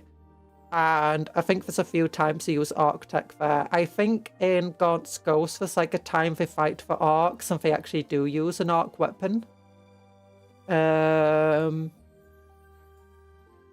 And you do see, and you have other times of like, there's also been times where humans have worked for Arcs for one reason or another, and they've been given Arc weapons, and again, they do work. They don't necessarily work as efficiently as they would do for the Arcs, but they still do work, at least for enough to get a couple of shots off. But when it comes to the Gargants and the ships, that's where the belief really comes in. It does stupid stuff. I think there's one part in the lore, isn't there, where Arcs opened a window to let air in to a ship, and it actually worked. An Arc gun that can't fire still makes a good club. Yeah. Also made Yorkshire puddings for the first time, needed more air. Yeah, Yorkshire puddings are hard. My mother often, when she tries making Yorkshire puddings, they often become flat and they're more like Yorkshire biscuits instead. Still tasty though. If a human believes as much in Arc tech working as an Arc, would it work the same? Not quite. Arcs have a stronger connection to sight. Arcs are inherently more psychic than humans are. And that's what makes the Arc tech work. Humans do have a similar power of belief. You see it in Black Templars and Sisters of Battle, and also with priests. In the Imperial Agents, the Sanctifiers, and yeah, to a lesser extent, the Astra Militarum priests. These things all manifest miracles constantly on the battlefield and off the battlefield too. And that's because of the power of their belief is so strong, and for so many humans all believing the same thing of the Emperor and his power, that it does actually manifest miracles. And it's believed that similarly the Admech do the same sort of thing with, you know, their rituals and stuff. I think there's a Tau... I think there's a bit in one of the Tau books. I think it's a Tau book where the Tau are witnessing some of the human allies doing some rituals. And the Tau believe it shouldn't work, and it actually does work. And as was so, humans are very similar to the orcs in that respect, especially when you compare them to Tau who have no psychic connection at all, or next to none. All humans are inherently psychic, and as a result, and for so many humans at the same time all believing the same stuff, it does manifest miracles. You've also got things like the Legion of the Damned, Saints, and so on like that. And this itself is also connected to the Emperor himself, but still. If an orc believes it would still work in human hands, the human is in the presence of the orcs, the orc gun would still function as intended. Potentially. A lot of it is the fact, though, that the orcs are channeling their war energies through their weapons. And that the orc war is channeled through all of the orcs. The question is would Dark Age of Technology humans have less of a connection to the warp, or were they always attuned to it? Dark Age of Technology and earlier humans were always attuned to the warp. But not to the same extent as they were after Slaanesh was born. After the birth of Slaanesh, and during the early days when Slaanesh was being conceived by the Eldar effectively, the warp started going crazy. And this cut off humanity from the... This cut off basically all the human worlds from one another. You had psychers just randomly appearing on human worlds all over the place. And apparently before that, we don't know a lot, but it's very likely that psychers were quite rare. But humans still travelled through the warp at the time. So there must have been some psychers. Or at least humans must have had enough connection to the warp to figure it out anyway and to see what was going on. But it's definitely after the birth of Slaanesh that humans got more psychers and developed a better connection to the warp. Dark Age of Technology humans, though, didn't really need that connection. Their technology was just so powerful and capable. It could do pretty much anything.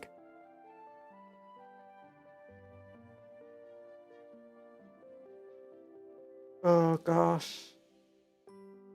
I thought navigators are created by the Emperor. Navigators weren't created by the Emperor.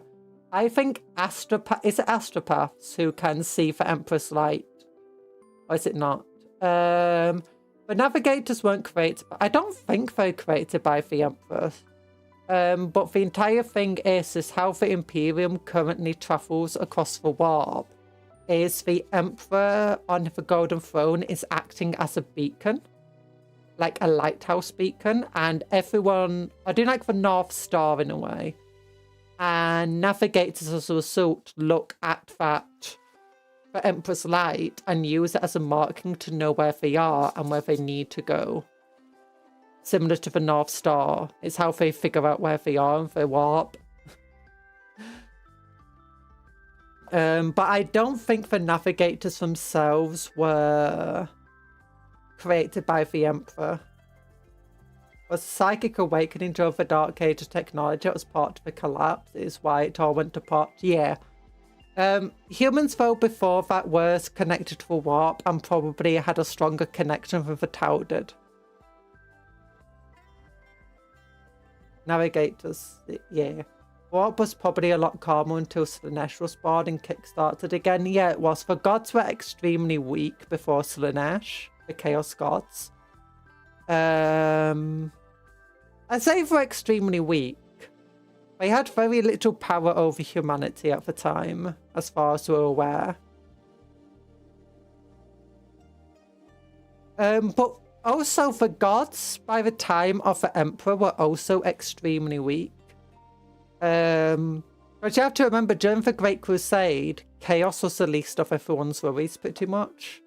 They had very little capabilities. It's only thanks to the Primarchs themselves being created that chaos really gained its foothold and its power. And reasserted its influence within the galaxy. And I think the warp was also a lot calmer during the Great Crusade as well. Well, a lot of what caused the collapse is not only there were lots of warp storms across the galaxy. A lot of people became psychic or became psychers at the same time. And these psychers had no training, no capability to use their powers. And as a result, a lot of them just kind of exploded into demons and became portals of warp entities just to scour planets. At the same time, there was a supposed AI uprising in the whatever. Yeah, so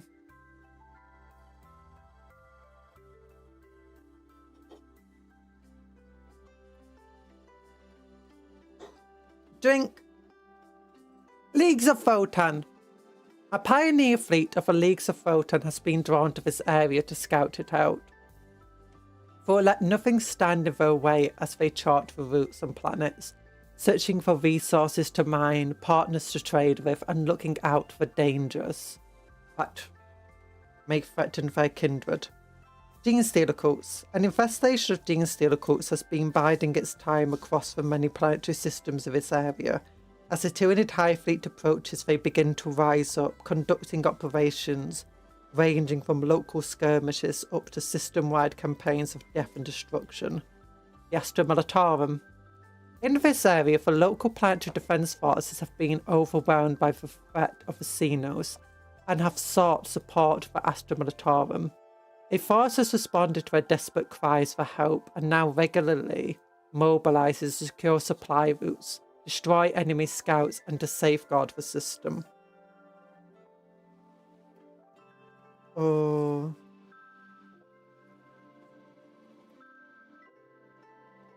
World Eaters, drawn to the area in a search of slaughter of the maniac marauders of the World Eaters, desiring nothing more than death. These fanatical warriors of Khorne strive to honour their god and pay him gory tribute.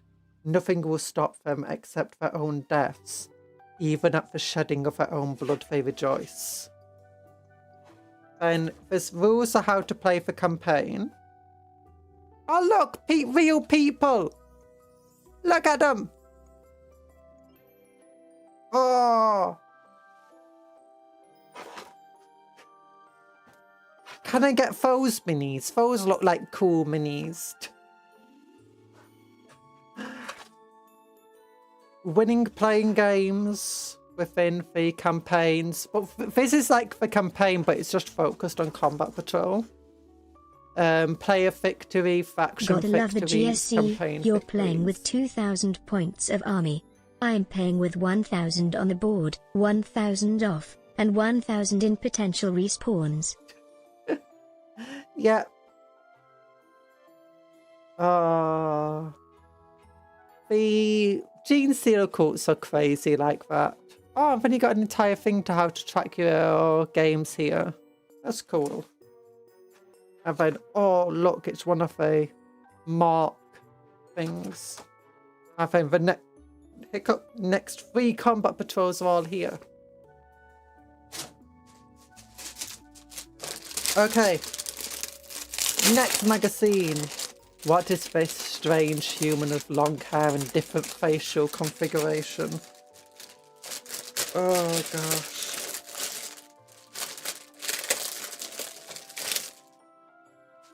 There we go. Gosh, that looks like a terrible lighting for a model. Okay, light on. Yay. Okay, this is the... This can be built as the character, can't it? But it can also be built as just a generic Carl.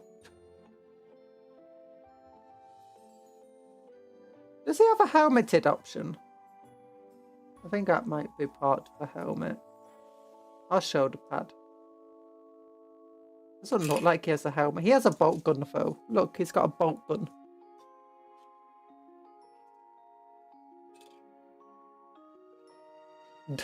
One of those hippies I heard about a long time ago. You need to go now. Bye, Night Parade. Thanks for coming around.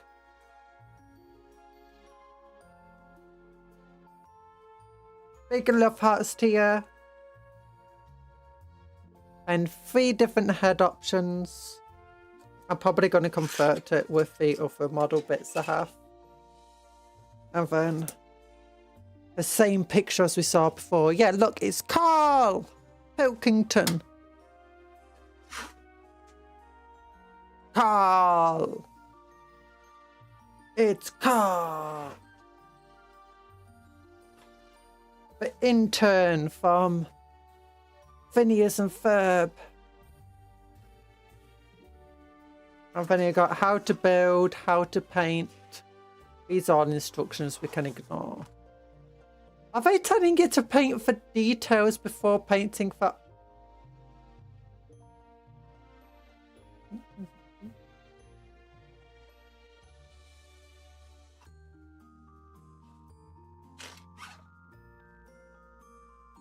Are they painting for details before painting for armor color? Or is this...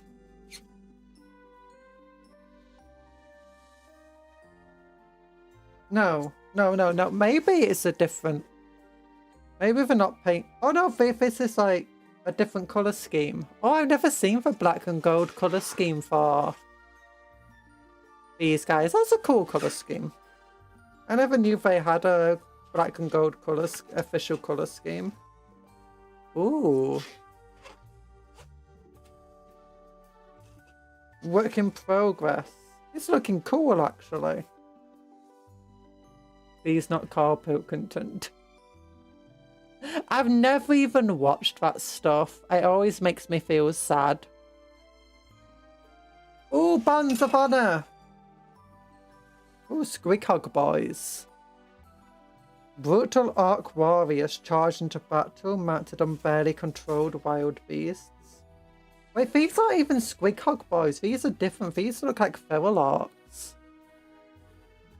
I'll turn off this little light so you can see. Oh gosh, you know we need that on. Yeah, that's pretty cool actually. So anyway, Bonds of Honor. Part 13. If you remember last time we were reading Bonds of Honor, it's about the Silver Templars, a successor chapter for Ultramarines who make a name for old weapons. The main character, the narrator, is telling a story to a bunch of neophytes who are in training. First they were going up a mountain where they went to the main temple, the fortress. They had some bread, hard bread and stuff, but he's telling a story of Sergeant Askerton and his squad. Sergeant Askerton lost his weapon, a rifle, and as the Silver Templars, they make their own weapons, and they name them, and they care a great deal about them. They'll die for them, kind of thing. Yeah, the idea of Rick Gervais, of all people, getting to bully someone made me kind of mad. Yeah. I didn't really like that show. It upset me. And we made some decent points sometimes from the little clips I've seen.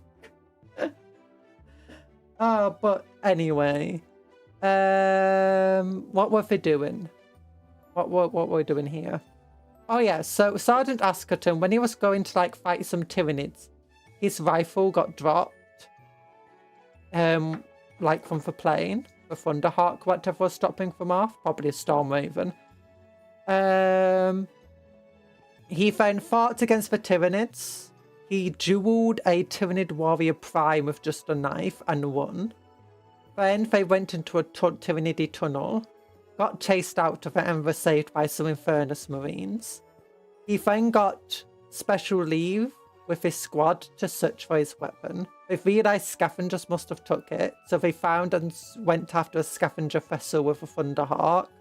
Attacked the scavengers, beat them, were attacked by some corsairs, realised that they'd accidentally got them mixed up between a space battle that was going on between the Eldar corsairs and some Chaos Space Marines. The Thunderhawk was then attacked by a Chaos Space Marine one. They managed to shoot and damage it, but they got damaged and both tried landing onto a world. The Chaos Space Marine Thunderhawk got smashed up in the atmosphere. I can't remember if it's Thunderhawks or Storm Ravens. I'm just saying Thunderhawk because that's what I think would be best. Got smashed up and destroyed, while the Sergeant Askerton's Thunderhawk managed to crash land safely in quotation marks. Once they were there, they went to the Chaos Space Marine one, realised it was fully destroyed, but they then realised that there were a bunch of orcs on the way.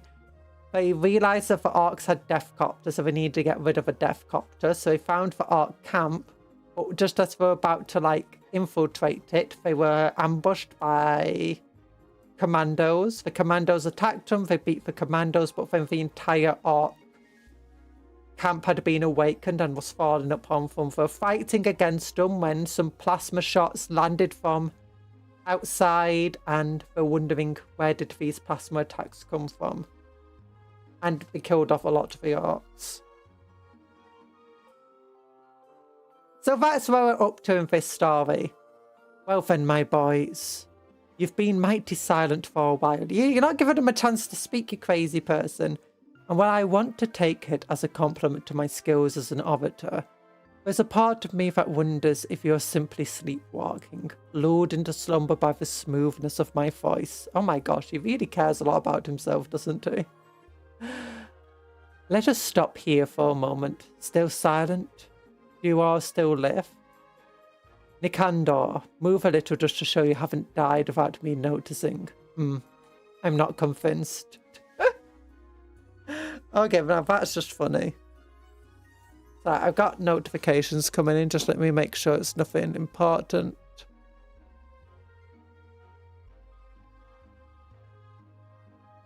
There you go. It's fine.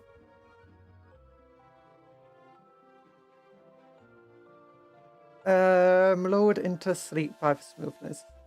Okay, that's funny. Perhaps what I am feeling is merely action of the wind. I shall watch carefully to see if you start decomposing.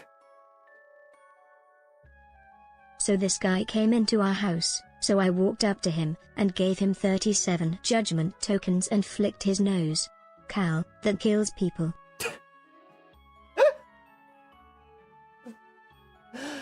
Oh no. Are judgment tokens still a thing? Or is that just for old rules? Because now you've got the entire other stuff. Carl! Llama! Yeah! You should not be blamed for your nervousness and silence us newcomers, of course, but eventually you must find your tongues. How else you report a danger while on watch? How else will you carve the Emperor's might to drop from the sky when you spot an enemy position in the heat of battle? Oh yeah, that's to remember. The neophytes who he forced to march up a mountain, that's like as tall as Everest from the sound of it, forced to sleep in a basement that had a window open to the cold outside, forced to eat stale bread and water, and constantly mocks. Yeah, they're 10 to 11-year-olds. They're not even augmented yet, these neophytes. These are unaugmented neophytes who just passed the initial trials. So I say 10 to 11. I think it's more accurate to say 7 to 11 is for ages. Prepubescent anyway. It's like, oh, he's mean to these kids. Some of you may even find your voices as teachers and leaders, schooling the young as I do. Nikandor, of all the times you could have chosen to pay attention, you rouse yourself at that comment. Do you fancy yourself among the very wise? Well, perhaps you will be eventually. I must confess that I too was once a timid youth, much as you all are now, although I fancy I was much better looking than you all seemed to me. He is really arrogant dude. Have you ever watched that series to the end? It gets really warp, effy, and post-apocalyptic-y. Yeah, I've seen that. They're trying to make a new series, and they're funding a new... I think it started a Kickstarter for another series of llamas in hats. He's also got another one where it's... unicorns. And they're going to Candy Mountain. Oh, what's the other unicorn called when they want to go to Candy Mountain? I keep calling his name.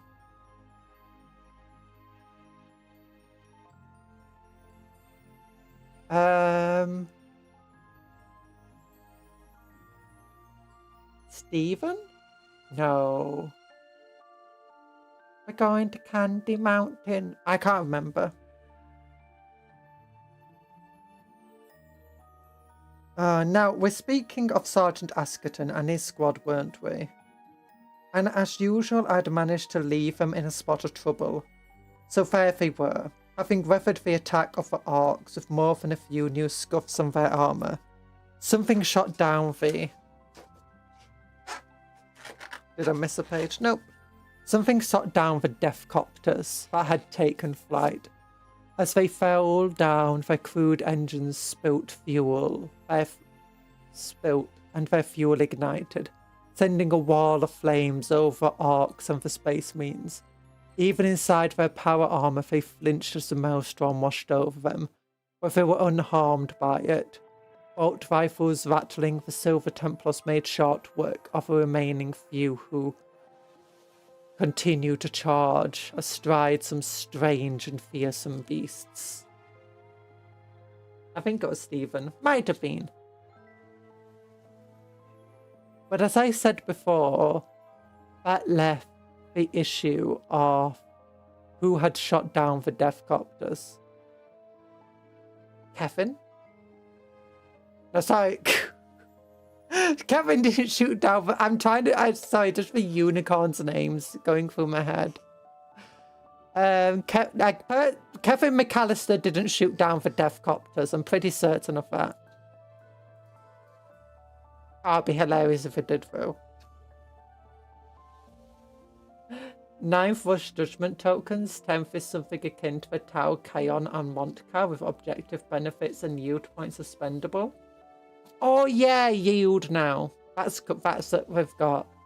And we have the entire thing of taking objectives and holding objectives. And because the idea is one for battlefield, and the Votann are trying to take the objectives and take resources from those objectives, and once they've taken them, they try holding them as long as they can to get the resources, and then they leave. That's meant to be the thing, and that's where the yield points come in, because they're yielding stuff from the objectives. But yeah.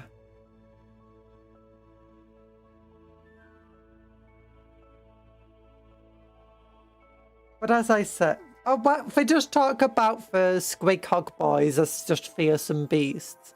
But as I said before, that left the issue of who had shot down the deathcopters. Although it may have been a helpful act, it was not necessarily the act of an ally. As the smoke thinned out and the haze of the air cleared, the squad strained their eyes to see who these new arrivals to the field of battle were. They have made Votann their PTFO faction. I'm okay with this. Yeet. The smoke cleared further, and atop a ridge, not far away, a handful of figures could be made out. Were either unusually broad, or else they were unusually short, or possibly even some mix of the two. The squad hurriedly discarded their spent and empty magazines and reloaded their weapons, ready to face whatever these newcomers were.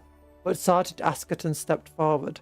Without looking behind, he headed off, signalling for the others to stay behind him. They stayed, but reluctantly holding the butts of their bolt rifles to the soldiers in readiness and wondering why they couldn't accompany him. The newcomers seemed to have the same idea. A single one of them began to walk down the ridge. They were carrying a weapon of some sort, a rifle perhaps. Both Mechactras, concerned for his sergeant, fixed a figure in his sights. Brother Heracleon. Oh yeah, Mechactras was the one that lost the rifle.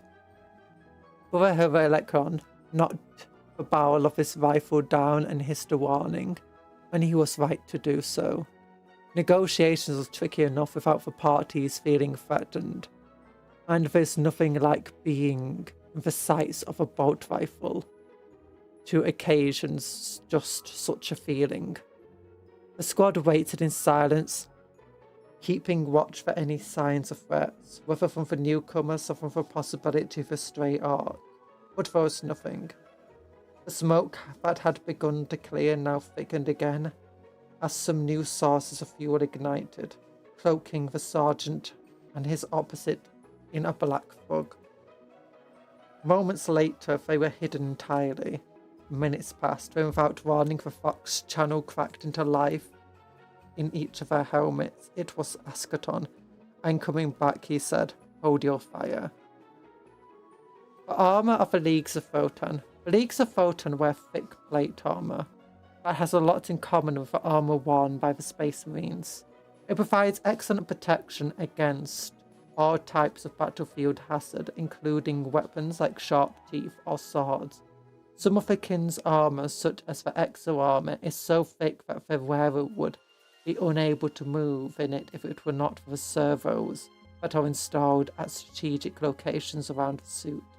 These small motors kick into action as soon as the wearer starts to move.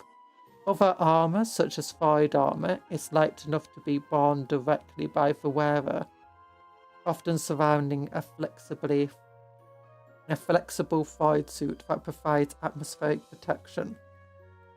Oh, that's going short. That's going in the book. I don't know if the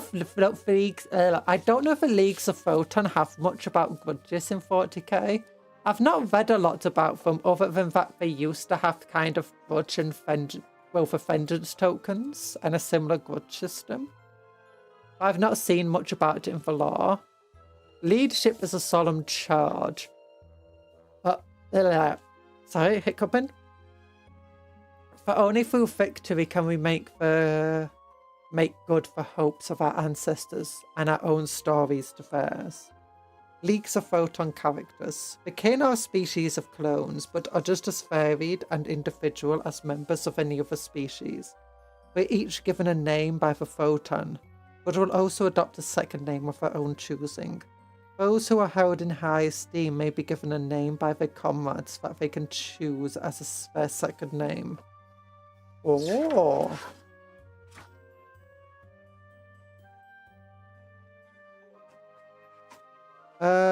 Grudges. Here we go. So these guys seem to use the same grudges that were in 9th and stuff.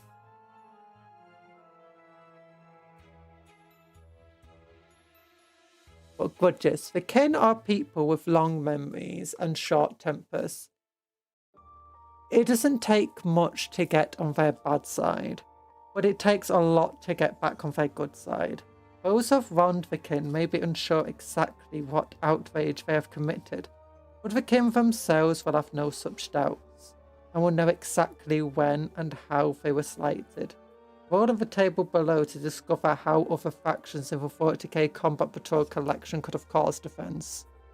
So maybe the Space Marines tore up a promising area that was due to be mined while they were on some religious mission. Maybe the Space Marines failed to abide by the terms of their agreement when employing a kin mercenary band. The Tyranids ate a mining fleet, scattering its legacy faults and delaying the mining operation significantly. The Tyranids have seeded a whole system of their creatures that can no longer be reliably exploited for resources. For the Eldari, maybe they are smug and impossible to negotiate with. Their arrogance and scheming often destabilizes trade talks. The Eldari thwarted a mining expedition, giving the excuse that they wanted to search the area for spirit stones. The Chaos Space Marines laid waste to a band of mercenaries who were contracted to fight alongside the Imperium. The Chaos Marines have set explosive mines in an entire area of space, posing great danger to passing void ships. The Orcs are blight upon ships and outposts, wrecking and ruining and plundering at the slightest opportunity. But also, the Orcs stole a void ship, and before it could be recovered, they completely ruined it by trying to add dubious improvements. The Gene Stealer cults destabilize the entire system, upsetting negotiations with the Imperium and damaging trade. The Gene Stealer cults are implicated in drawing up in a part of a hive fleet, disrupting nearby mining operations. I find the fact that you don't really need grudges to fight against these three. The Astra Militarium are inefficient allies and cause delays by always waiting for someone else to tell them what to do. The Astra Militarum decided to blow up a planet rather than fight for occupants, completely wasting its resources. I like how that kind of flips the table on the Empire in fantasy dealing with dwarves and the Imperium dealing with Votann, is that it's usually the dwarves in fantasy that just spend the entire time waiting just for something. And they don't mind waiting because they live hundreds of years, and that's what the entire culture's like. But the Empire is always quick to action. The World Eaters slaughtered a pioneer fleet without provocation, wasting the resources they had gathered. World Eaters slaughtered the citizens of an entire Imperial planet, delaying the production of a vital trade shipment. I doubt that was really the God's choice. It was probably Inquisitor smacking his head against the Exterminatus button. The Guardsmen actually do... I say the Guardsmen. The Astra Militarum as a whole does actually have that kind of power. Like, at least has enough influence to basically say to an Imperial naval vessel, this world is not worth it. Please commence as Exterminatus. Well, probably more accurately, you are correct. The Astra Militarum is just taking the blame of the grudge, when in reality, it's the Astra Militarum isn't really the ones at fault. That being said, the leaders of the Astra Militarum, I mean, like Lord Solar or something, definitely has that kind of influence. Ursula Krieg or whatever her name does as well. You've got a lot of these people. At the far front of most Oath bands stands a Carl. Each is an exemplary strategist and leader, renowned for their martial prowess. They take to the field with the finest weaponry and technology the forces can produce, and their ability to assess enemies, threats, and identify their weaknesses make them a formidable foe. Yeah. For Votann are basically, imagine just short space marines. That's what the Votann are. They wear power armor for all genetically engineered super soldiers, because that, I mean, for clones, but that's basically what they are. They have bolt weapons and bolt rifles and stuff. Imagine Space Marines, but they don't come in just 1,000. They instead come in for tens of thousands. The issue is still that leagues are relatively small, and the number of Votann is relatively small compared to the number of humans. But if you want to play a Space Marine army that actually has numbers and can lose 200 people and not care about it too much. That's the Leagues of Votann.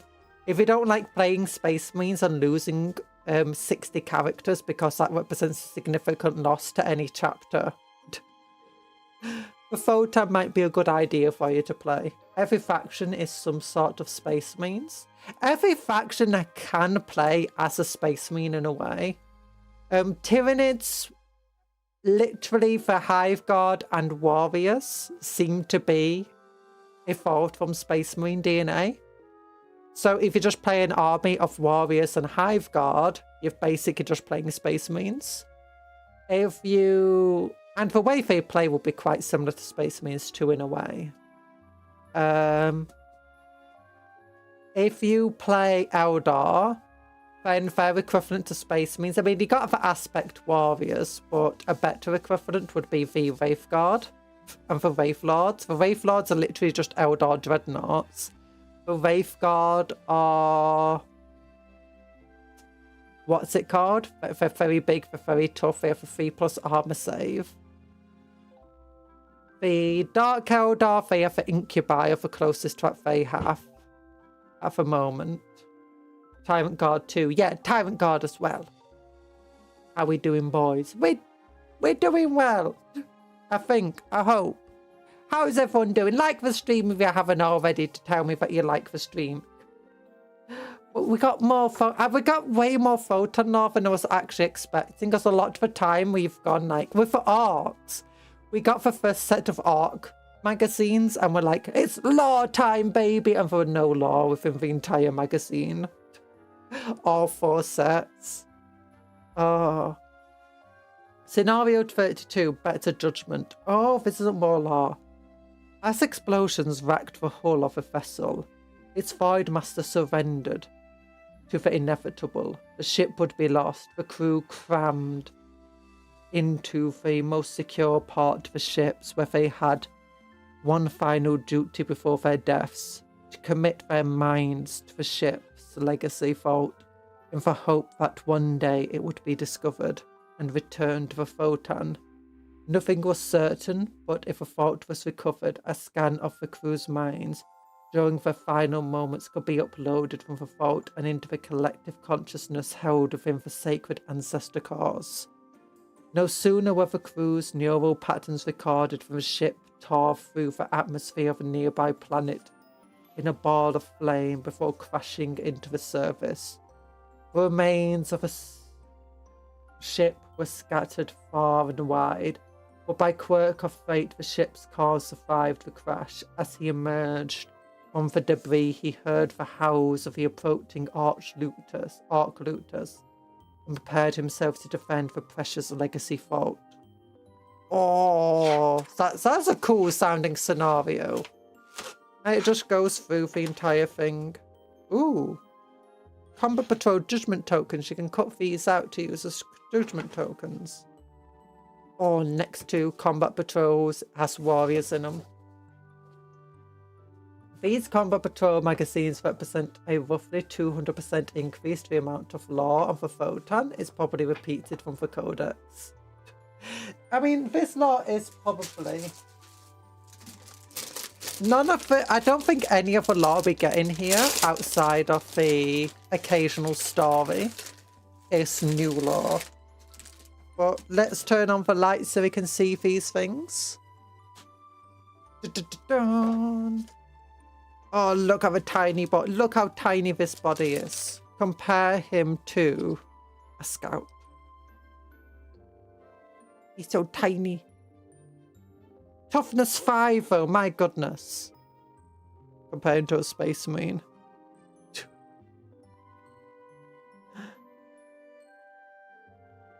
What weapons? We got a plasma gun here. Bolt gun, some other weapon. We probably got a rail rifle somewhere in one of these sprues. Oh, there's a rail rifle, of a Magna rail rifle. Pretty cool. Oh, that's like some kind of lasgun, it looks like. Plasma sword. It's the exact same height as that scout. He is the same height as the scout. look at that body.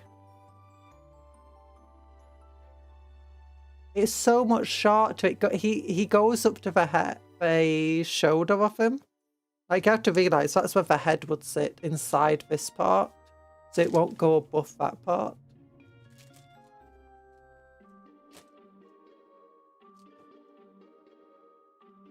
But yeah, we got these guys. Pretty cool sprue. Turn off the lights so that you can read this. Yeah. That's cool art. Oh, yeah. Okay, building for Votann. Oh, those are the Ironkin heads. But not helmets. More building. Painting using pallid witch flesh on the Terminators. Oh, and that guy. Okay, and oh, there's a hell boot. Showing how to paint orcs using pallid witch flesh and Mechanicus standard grey. Work in progress on the orcs. Ancestor cars. Okay, here we go. Oh, look at that. It's got a big old Votann face.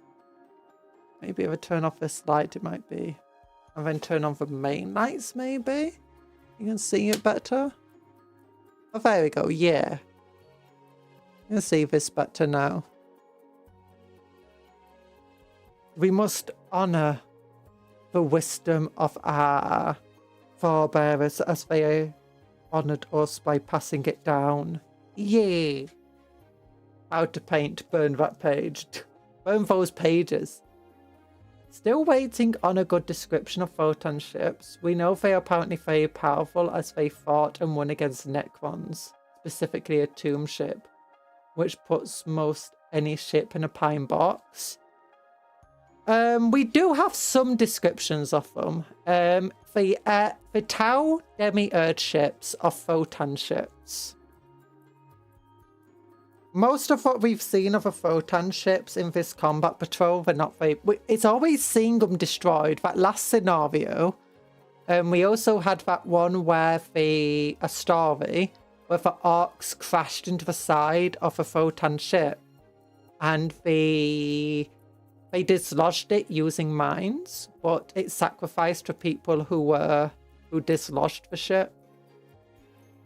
Demiurge are automated mining vessels at this point. Are they automated mining vessels? Huh.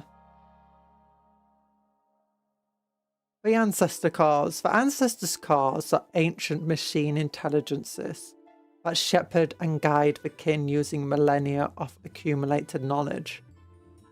They are sacred to the leagues who depend on them utterly for survival. Oh wait, have you looked at the new art? For 40k? For the leagues of Votann. In some of the new art, it looks like there's like some Votann ships in the background. Are just absolutely destroying the Earth. For as long as the leagues of Votann have existed, their development has been steered by the ancestor cause, called Votann. Those from other species may have heard the name, but their true nature is kept secret. Sorry, I'm keep missing myself. The kin suspect, probably correctly, that greed, fear, or superstition of outsiders would only lead them to try and steal or destroy the Votann, were their true nature to become widely known. As indispensable as the ancestors' cause are, they have started to develop idiosyncrasies and become increasingly erratic. Some of the Votann have begun to slow down, sometimes taking hundreds of years to answer the type of query that they have previously responded to immediately. Others have started to issue pronouncements that conflict with those of other Votann, or even with their own earlier declarations. But the kin who hear these commands do not dare question their validity.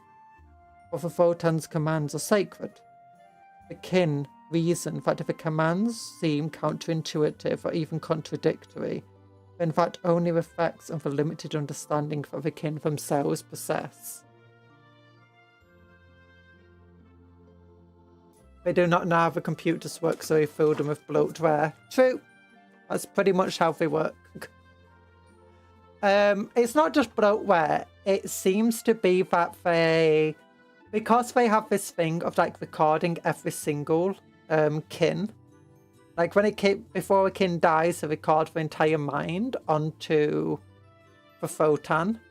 The Votann, sometimes their computer slows down. This is especially true of old computers, and you had to clean the disk, which was an operation where you just right-click on the disk in your computer thing and just tell it to clean it.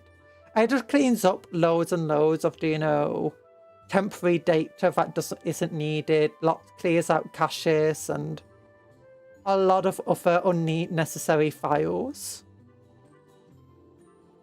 And where you got your recycle bin that needs to be emptied. Basically, that's not been done to a Votann for thousands of years, as far as I'm aware. And as a result, it's caused quite a few issues with them. Have to clean up the SSD, and oops, there goes all the Dark Age SDCs. Yeah. But lots of them are lost anyway, because it's... At the moment, there's just so much information on the Votann cores, and it's so disorganized. Hi, French Puff. It's so disorganized that what they do now is... It's like... Have you ever gone into a drive that's like filled with loads and hundreds upon hundreds of files within one another?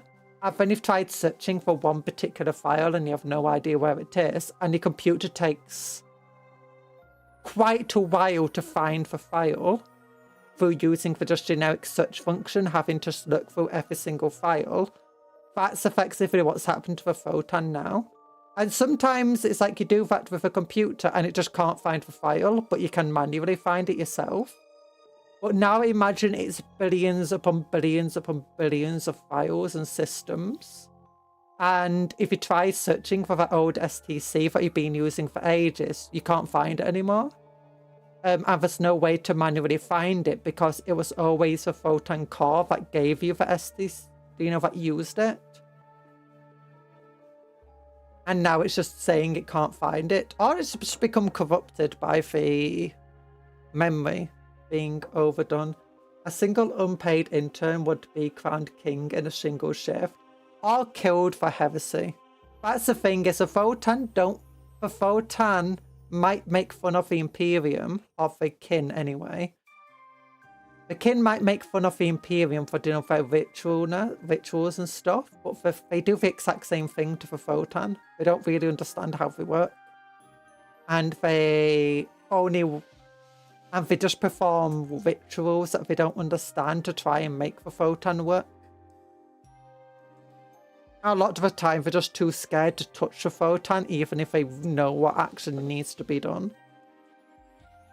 The Grimnir are the only kin who can communicate with the ancestor cores, and they have become known as living ancestors. They use vast technological structures called Thanes to petition for Votann for wisdom and guidance that they interpret and lay before the kindred. The Grimnir also have a role to play in battle, as they are psychically active and able to draw power from the warp. Clone skins. The kin are a race of clones, but they are not all identical. Their development is varied with the use of stable mutations known as clone skins. These impart valuable characteristics that have helped the kin to survive in the galactic core. It is said that long ago, in the near-mythic path, the original mutations were developed by the Votann, and the ancestor cores have continued to shape the development of kin ever since. Look, Votann as an admech. Let me take a look at the core for about 5 minutes. I'll tear out a few wires, say some blessings, and it'll be right to Swain. For Admech actually probably have a better understanding of the Votann and the cause than the Votann do than the kin do themselves, which is a funny thing. But yeah, we let Drukai fix up the golden throne. Surely we can come up right here too. The golden throne, it actually comes from elder technology. The Votann come from human technology. The Admech themselves, at least some of the Admech, probably has more knowledge about how robots and computers work than the kin do. Especially with how much of their technology comes from the Votann and not from their kin themselves. That was the Harlequins, and they didn't say if they were going to help, they just started stabbing. I think the Dark Eldar were also brought to help fix the throne at one point. I thought that was like after the Harlequins though. I might be wrong, but I swear it was like both Harlequins and the Dark Eldar. Well, calling the Votann Xenos is a stretch. Not everyone understands it. But the thing is the Votann would never let the Admech near. They don't trust the Admech. And they would never let them near the Votann cars. There's one Votann car currently in law that is asleep. And it's been dormant for pretty much as long as the leagues have been around. Perhaps longer. And they are... There's a league that's really trying everything it can to wake up the car. And all it's doing is just performing one ritual after the next, after the next, after the next. The lost and lamented.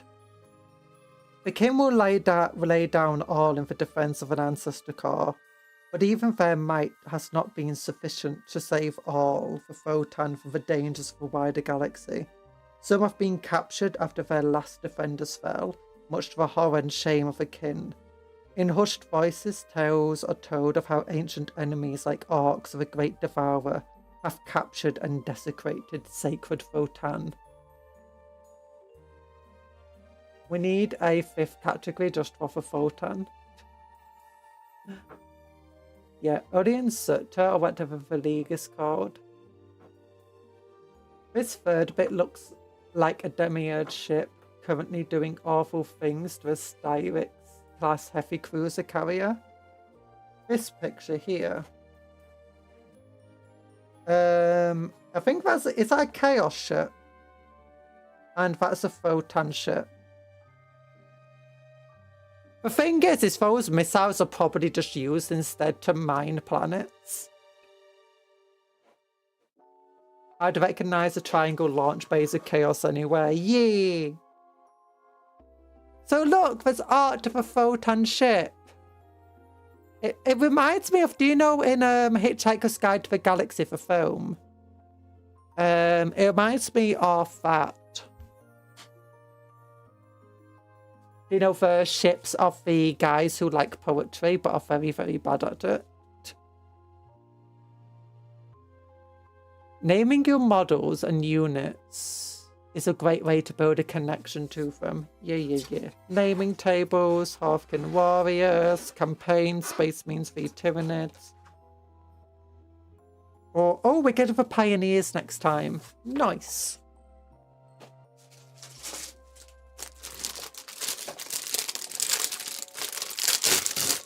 And here we go. Lots of loose spaces here.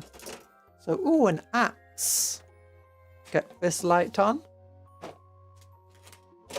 And, ooh, Ironkin helmets.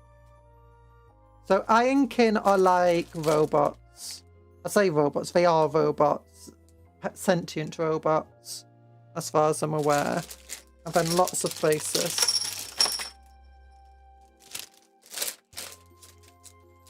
That wasn't even all the bases. Also, what did you just call a Styx? As in the river in the underworld, that Styx. I thought I misread it as Styrex, sorry, or something like that. 345, 345. Look, I'm dyslexic. It's fine. She hates forming connections for models because it's very hard to distinguish between unpaid. No! This is why I model my models really differently and favorably. Look! It's a towel battle suit. Oh! I think that's not just reflections, that's just right there. Oh, look at it. It's cool. Hi, Mad Majesty. Hey, Cupcake. How is the Votann Fest going? It's going well. Been trying to assemble a Land Raider for my younger brother's Lamentus army. I'm printing. Ooh. How is that going? I hope it's going well for you. Boo. Don't boo the tower. The tower cool. Arkin Warriors. How to paint from... Yeah, painting. Black and... Ooh, technology of the leagues. Here we go. Oh, look at that. That's a cool helmet. Rock and stone. Oh, they got a little face of a dwarf there. Okay, the leagues are particularly advanced. They possess the technology to manufacture exceedingly high quality equipment and have dedication to have the dedication to continually improve their designs over time. As soon as the league encounters a new threat, their artificers immediately begin developing a technological solution. Yeah. I imagine if they let some of their artificers near to the cars as well, maybe they could help. It's going all right. Yay! The Chaos Heavy Cruisers follow an underworld theme. Ooh, that makes sense. Archelon, Hades, Strix, and Hecate. Hecate! I always want to read that as Hecate, but apparently it's pronounced Hecate. Or so I've heard. Wait, Achelon. Maybe that's Achelon. Achelon? Achelon? Achelon. Sticks. I said sticks that time, not Strix. Sticks. Like pick up fire. I said sticks.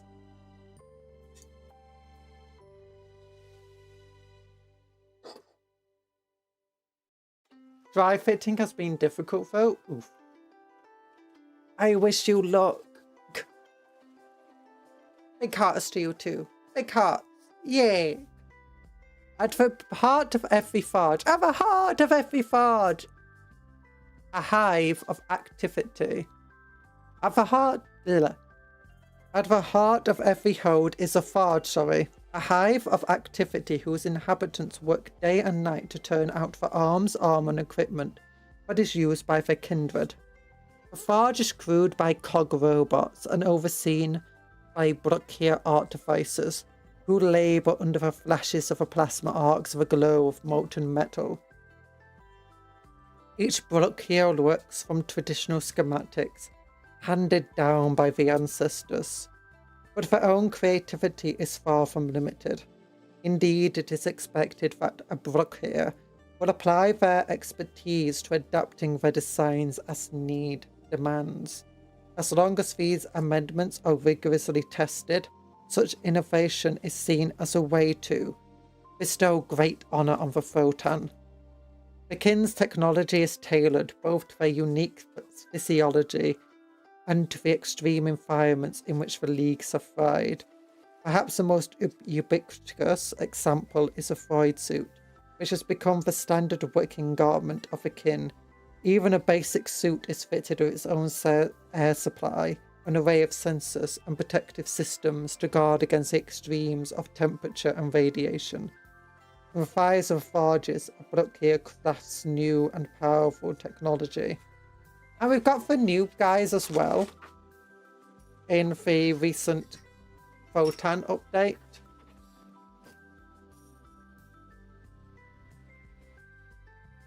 Ion Blaster. An Ion Blaster is a devastating ion energy weapon that can blast through armor with ease. Up here. Now, actually, I think it would be best instead if we turn on these lights, turn off this light. There we go. Oh, it's the same art from before, just yellow now. And I'm with ease, dealing dreadful damage to its target. They are commonly used as a standard issue weapon, and it is not unusual to find entire units equipped with them. Iron technology has proved so successful that other factions eagerly trade for access to its destructive power, or the kin are careful to keep the best of the weapons of themselves. So yeah, I believe... Oh gosh, there you go. I believe that iron weapons are originally not Tau. The Tau got them from the kin, it looks like. Or at least, according to the kin, it seems to be the case. Hylas Auto Rifle. A Hylas Auto Rifle is a powerful and accurate directed energy weapon that sees wide surface amongst units of a line. It offers long-range armor-piercing capabilities, allowing its bearer to provide fire support and specialist targeting and suppression capabilities to their comrades in arms. Oh, guys! The old Sentinel is here! That's not the news, that's the old Sentinel! Oh! Bolt Revolver. The Bolt Revolver is a popular personal sidearm that fires bolts from a short barrel. It is often carried by scouts and stealth operatives, who appreciate the quick draw and lightweight of a compact weapon. In close quarter situations where its limited range is not an issue, it is just as lethal as its larger and longer barreled brethren. Shielded technology. The kin makes some of the finest force field devices of the galaxy. The crowning glory of their accomplishment is the Re field, which combines the energy of several different fields to make a near impenetrable barrier. The projectors of this field are so small that they can be carried by a single kin for personal defense, but larger variants also exist that can surround vehicles and ships. This technology has found a natural place in hazardous environments, from the void to the battlefield. Yeah. I think the kin themselves are just a testament to how powerful humanity had become in the Age of Darkness. Like, imagine the kin are nowhere near what Age of Darkness humanity were at. They're wielding weapons effectively that aren't even weapons. They're basically more tools of a trade for miners and stuff. And their suits as well. And they're basically equivalent to Space Marines in terms of just how powerful the weaponry is. I say equivalent. Or even better than Space Marines in terms of their armor and weaponry and force fields. They're better than what the Tau weapons have. They've got all of this. They've got the ability to mass produce it. They can effectively mass produce Space Marines. They have access to all sorts of weird nanotechnology as well that they can inject into somebody's body. That's what Scythian Berserkers are and why they're so powerful and tough to bring down. Because they're literally just injected with these nanites that turn them into these super soldiers that can heal from any wound. And just hit you as hard as a truck. So what you're saying is that Votann are just doing a gene stealer cults and using mining tools and weapons of warfare as weapons of warfare. Yes, basically that's what they are. Except they're using much more advanced mining equipment. And the fact is, it's like, and then you see just how powerful they are, and few factions can, on a one-to-one basis. Nanomachines, son, they harden in response to physical trauma. Yeah, exactly. But you can blast massive bits out of the Siphonian Berserker and they just won't stop because of these nanites in their bloodstreams. But yeah, they can mass produce all of this stuff on a one-to-one basis. There's few factions that can just level up to them. And it's And it's all because they have much better access and like savings of the Dark Age of technology than the Imperium does. And the AdMech are similar in which they've got access to some of the Dark Age tech that they can even mass produce that the rest of the Imperium doesn't have access to. And it's just like, yeah, you can understand why humanity once conquered the stars without any difficulty. Because that's what everything about the Dark Age of technology suggests.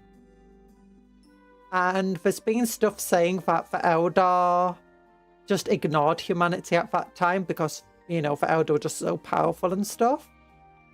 But not only is there some evidence that suggests they didn't ignore them, and in fact they, you know, actually traded with them.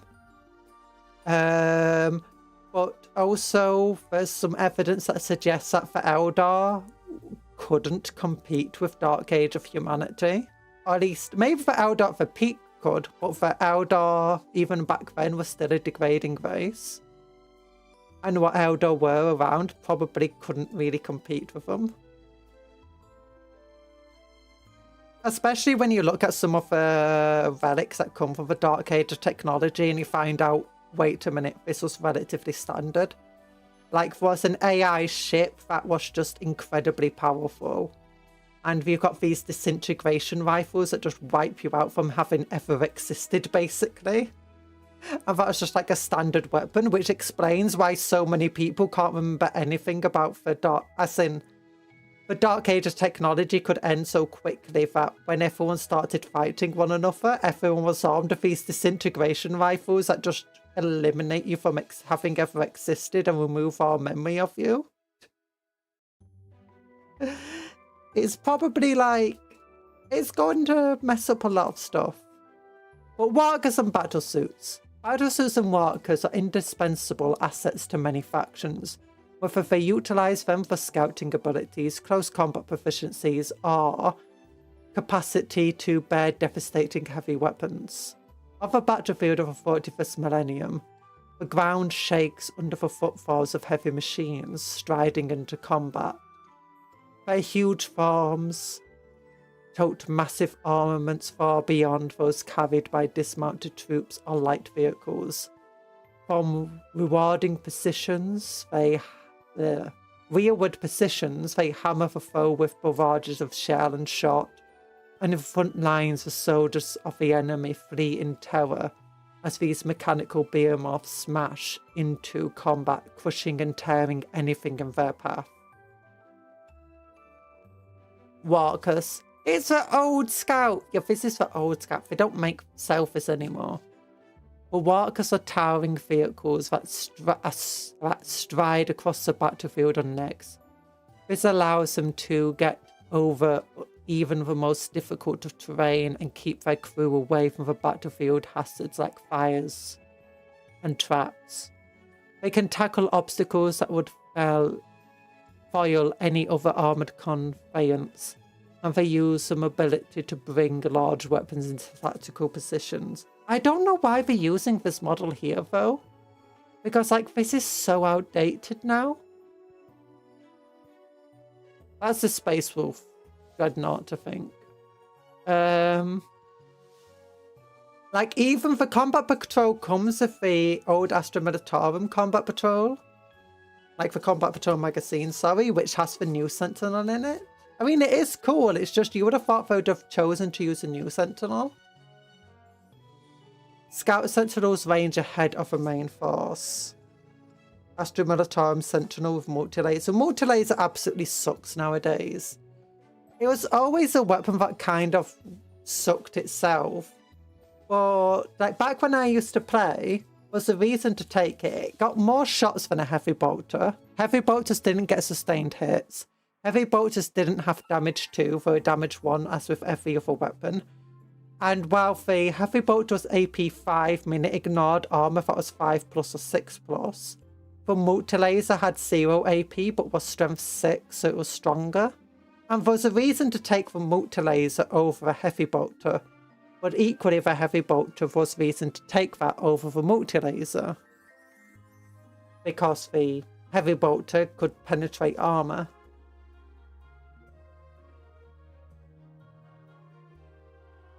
But nowadays, the multi-laser gets 4 attacks, it's only strength 5, it's AP 0, and it's damage 1, versus a heavy bolter that's got 3 attacks, it's strength 5, AP -1, damage 2, and it gets sustained hits 1. So it's just a straight up upgrade over this. If you made this 6 attacks, it could be good. If you made it 6 attacks with sustained hits too, I think that would make it a very good alternative to a heavy bolter. I'll just make it 6 attacks at strength 6 actually. No, that would be good. Even without any AP, that's going to suddenly be worth taking over a heavy bolter. Like, if you're fighting orcs, it's going to do better than a heavy bolter will do. Fighting guardsmen, gaunts, anything that's toughness 3. It's got to do very well against because it'll be wounding on 2s. Eldar. Eldar will be very good because I think their Wraithguard and Wraithblades are only toughness 5, so it will wound them on 3s, where a heavy bolt will wound them on 4s. So it just confuses me why they don't just give it more attacks to make up for it. Being kind of just worse than a heavy bolter otherwise. But it's the same with a lot of weapons. I just don't understand why they don't just... If everything's going to be the same points now, you need to make other weapons have value to take over other ones. Like, even back in the day was... You paid extra points for a plasma pistol, but you didn't necessarily want to take it because every single shot from a plasma pistol was always hazardous. So if you didn't want to risk failing hazardous checks, you just took a bolt pistol. But now a plasma pistol has a 2 firing mode, so it's like you just always take a plasma pistol because it's just a straight upgrade. If a multilaser was rapid fire 4, it would be great. Yeah, make it rapid fire 4. I think it still needs to be strength 6.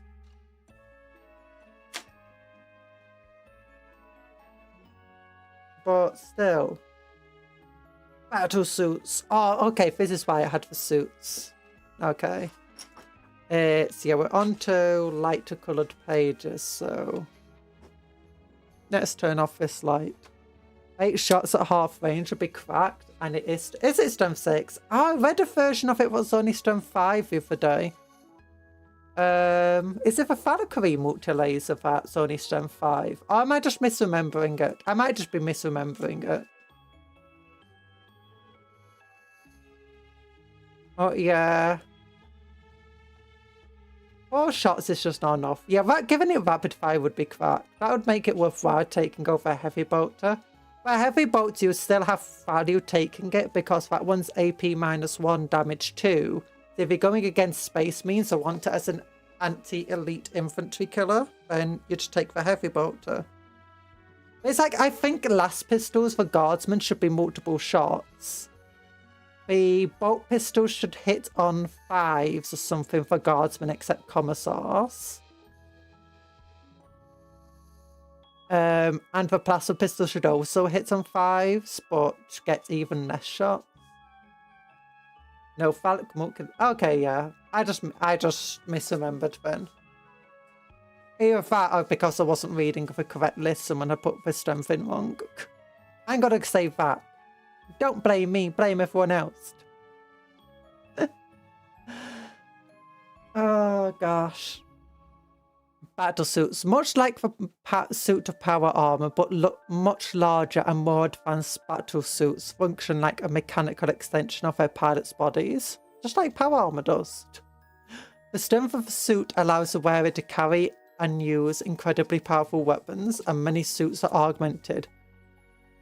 Pick up with either equipment like sensors, comms arrays, or even repulsor jet engines.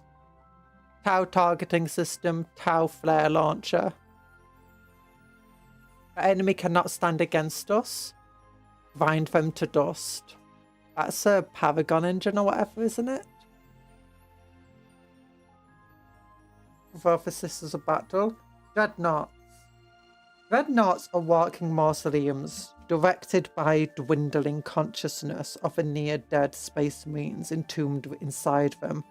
When a battle buffer is grievously wounded beyond the skill of an apothecarian to repair, they may be granted the honour of having their still living remains permanently installed in a dreadnought.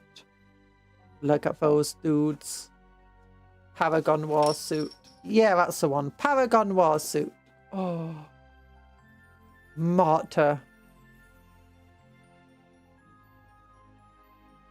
Sisters of Battle risk all to defend. Let me turn this little light off. And then let me turn these big lights on. There we go. Look at them go. Oh, this is cool. You get them with the current combat patrol box for the sisters. The Sisters of Battle risk all. The Adeptus Sororitas are the standing army of the Imperial Faith, equipped with elite power armor and armed with Martian technology. They are the last line of defense against psychos, mutants, and heretics. It feels weird to call it Martian tech. Here they respond as a rising gene stealer cult lays waste to ancient shrine that has stood for 4 generations. Silence hung over the chancel. Not the silence of prayer and devotion, but the silence of death. Sister Serene looked in despair at the broken bodies that lay on the altar steps ahead. The chancel guard, her sisters had fallen in the face of the enemy. Behind the carnage, the 2 heavy doors that barred the way to the sanctuary beyond had been flung open. Suddenly the silence was broken by the sounds of a struggle ahead, further into the shrine. Those with shields are sacrosanct? Yeah! Serena checked her bolter. Serena from Skyrim, the vampire woman, yeah! She could be a Sister of Battle. She looks like a Sister of Battle. There used to be a version with guns, but their data sheet seems to have disappeared for no reason, even though the kit still builds them. Maybe they're in Legends?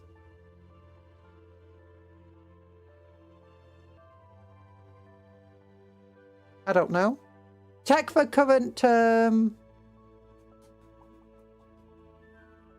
nope, not even in Legends. Not even in the new battle packs that they've made. Faction packs. Because they did bring in a bunch of new ones.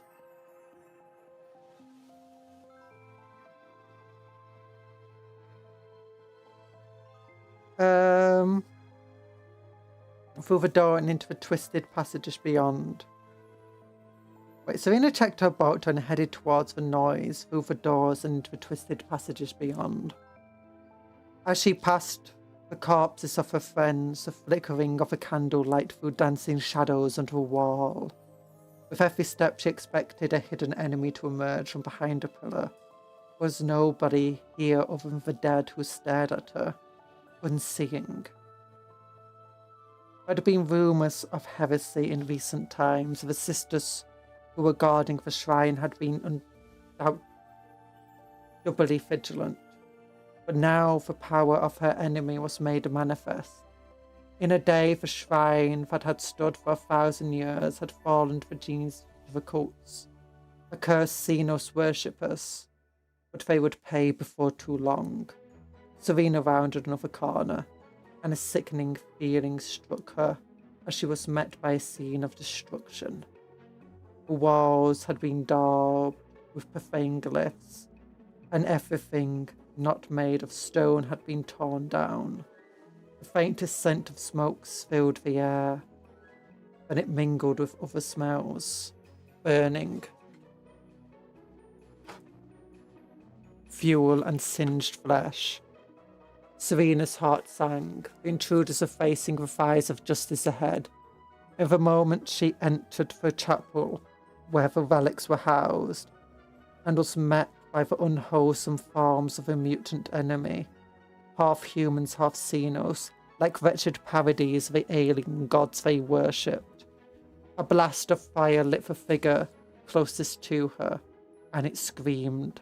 Serena looked over and saw one of her sisters in a Paragon warsuit letting off gouts of flame at anything that came close enough. Other sisters let fly rounds of their bolters, blasting chunks of the intruders, but the enemy were fighting back too. Everywhere she looked, Serena could see more and more of the enemy leaping from the gallery that encircled the room and swarming from the dark corners of the transepts. There we go. But too many of them. At that thought, Serena felt both fear and elation. For the threat of death was real, so too was the promise of martyrdom. Bolt after consecrated bolt flew from her weapon as she advanced into the fray, each precise shot laying low one of the ravening fiends. For a moment their onslaught relented, and Serena dared to hope that she and her sisters might turn back the tide, before an aberrant hybrid of human and Xenos, larger and bulkier than the rest, slammed into her side with a ragged howl and bore her to the ground. As its claws tore through Serena's armor, the light of the raging fires faded from view, and the screams Contemplating of pain. getting the infinite and the divine should I? Yes, you should get it. Oh, so hi, K-Trax. This kind of writing teaches you more Latin than English.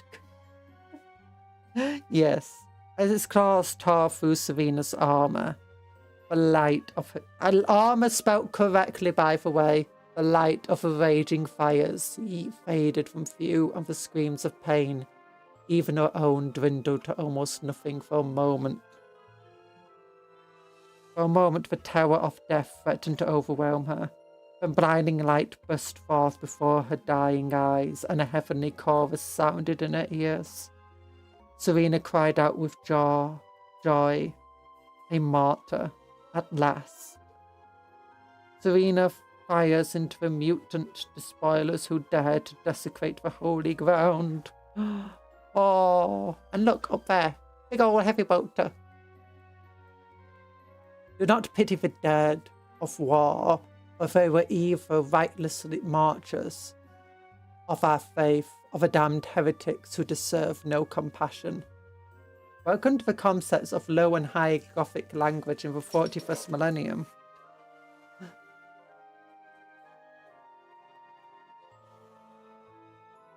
Okay, that's bright again. Don't make it even brighter. Then, light switch. Campaign! Eldari v Space Marines. Oh. The inhabitants of an Eldar craft world are desperately scouring the area for spirit stones of a lost band of outcasts. They are loath to continue on their journey, leaving their fallen comrades to the mercies of a wider galaxy. But neither do they wish to add to the number of their dead. For every one of their numbers is precious and irreplaceable. Meanwhile, the Space Marines continue their search for lost technology and relics that might aid the Imperium in their many campaigns around the galaxy. Most of the search is being carried out by small parties of scouts, who will be no match for a concentrated enemy force. The Space Marines must react whenever the situation changes, swooping in to protect the scouting parties from sudden threats, or clearing areas of enemy ground with other parties moving. The situation is volatile, and at any moment they might be called in on another deadly mission.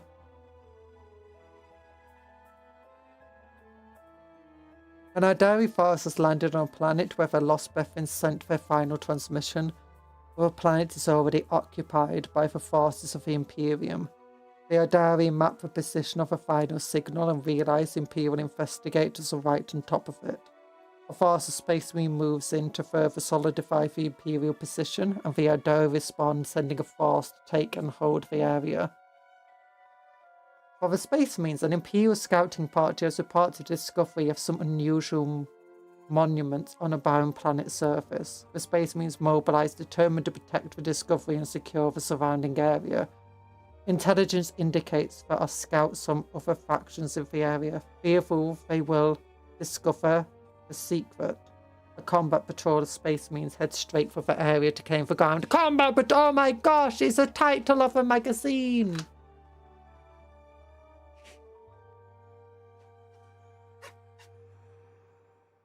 Ooh, another scenario as well. Scenario 33, Duck and Cover.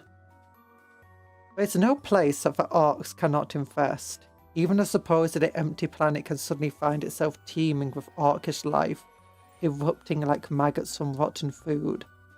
This sobering fact is not lost on the warriors of the kin, who often find themselves far from help when looking for resources in the most derelict and forsaken corners of the galaxy. Deep in the void, far from the rest of their kindred, a lone scout ship is exploring the potential of a small group of planets that were Scenario previously thought to... 33.5, Duck Duck Goose. Duck Duck Goose, yuck! A small group of planets that were previously thought to be completely unoccupied. When sensor readings of a ship pick up life signs, a unit of Hearthkin warriors is dispatched to investigate and report of the state of the planet. As soon as they make planetary thought, it becomes obvious that it was worthy of investigating. But there are definite signs of life too. The failing cautiously orders their troops to converge on a nearby set of features. As they draw closer, they see that they are walking towards the wrecked remains of some sort of drop zone, or perhaps a temporary camp. Whatever its origin, there is nothing natural about the welded and painted steel that the debris is made from. The warriors make a quick sweep of the area. Ow! Thanks for the nuggies and the burger! The warriors make a quick sweep of the area, but there's nothing to see. These items could have been here for millennia. But as they prepare to leave, the sensors in their helmets start to return data quickly. They rush to the most defensible position they can find. The data streams in faster and faster until at last an acoustic signal registers. The sounds resolves into a single cry, growing in strength and intensity. Wah! The arcs are coming. Yeah, and that's how you do the scenarios. Draw, kin victory, arc victory. Oh, and what's the next two magazines? It's these bikes. It's the bikes. Oh, I'm not a big fan of this art. That art's cool though. I think that's Mechanicus and Kin. Ah, they hit you in the throat for this on this model. I don't know why they hit me in the throat. And I'm not telling it to aim there. And let me look. I can open up. But that's the last of the magazines. Oh. Where I'm from, we call it duck duck grey duck. I think it's because the TITS is broken. Yeah, because that should be moving around with me. You have that little thing down there. That's meant to be where my model is.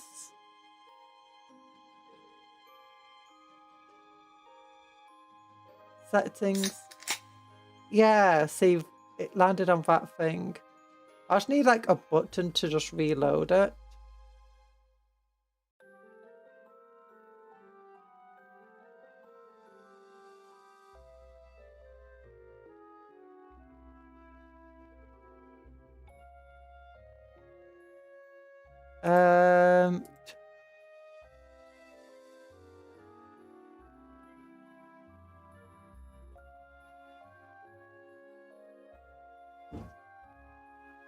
Shows, hotkeys, VTube Studio, virtual webcam,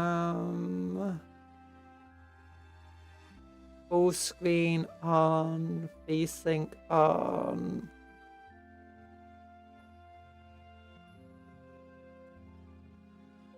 How would I like tell this to reload?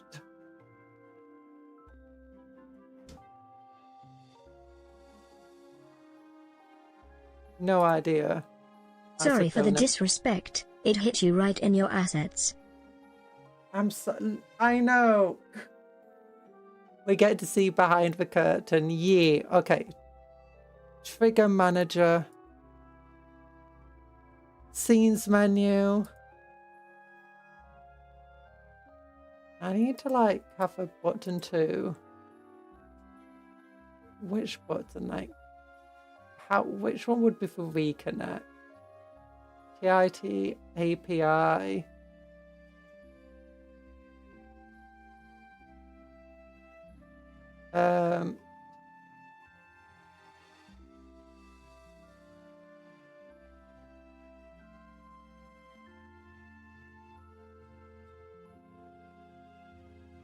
Thankfully you can't see half of the stuff I'm going through.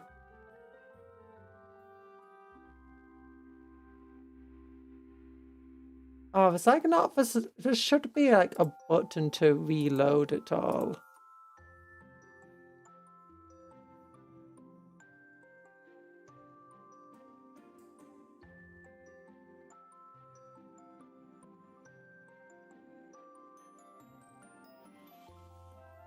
Yeah, it's not, doesn't feel like it's collected right now.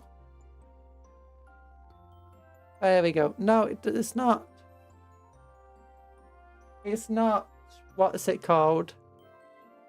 Connected properly. It's... Okay, I'm going to have to, I think, if we want this to work, I mean, it's towards the end of the stream anyway. But if I close TITS, and then I get it going again, Twitch integrated throwing system. We're not on Twitch, but it doesn't matter.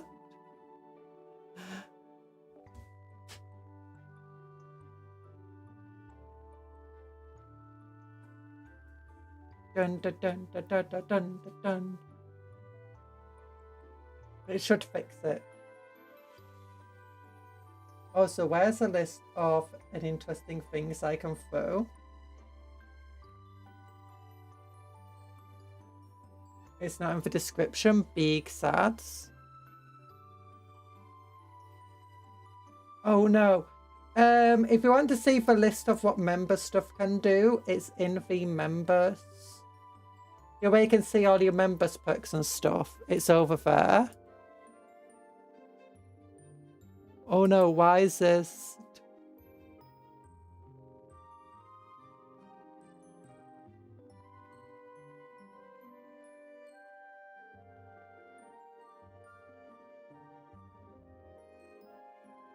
Oh no. Oh no, now I'm not even here. Why is it not connected?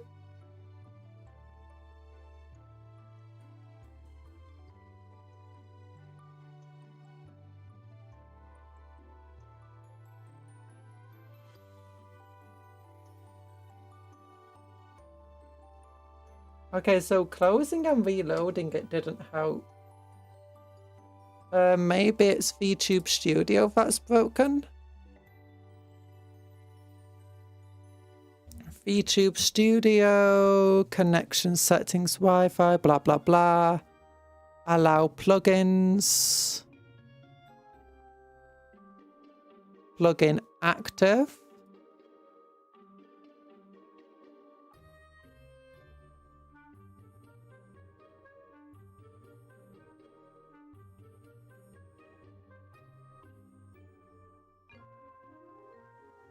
Okay, maybe that worked. No.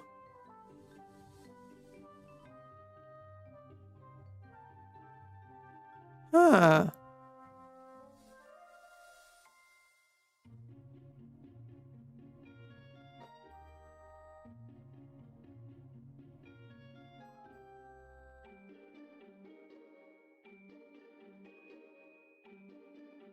I'm sorry, I don't know why it's broken as much as it is.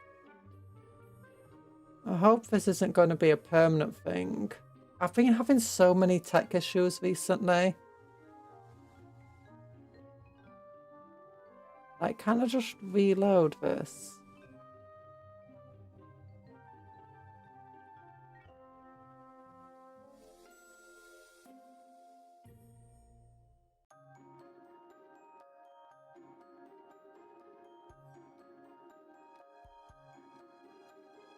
Open log folder, phone redeem. Oh no, I'm sorry. Stuff stream is scrubbed.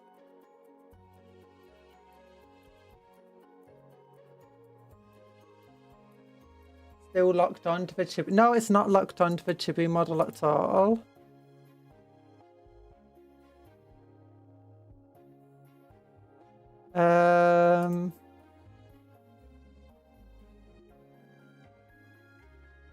No, it says the API for Twitch integrated phone system is linked up. It says it's active right now. And if I close TITS,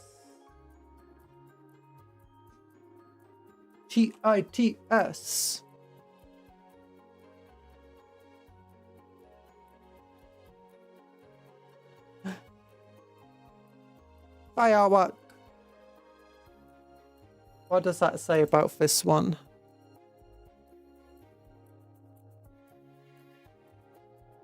Yeah, once I close it, the plugin becomes inactive. And once it comes back, the plugin should be active, but it's not.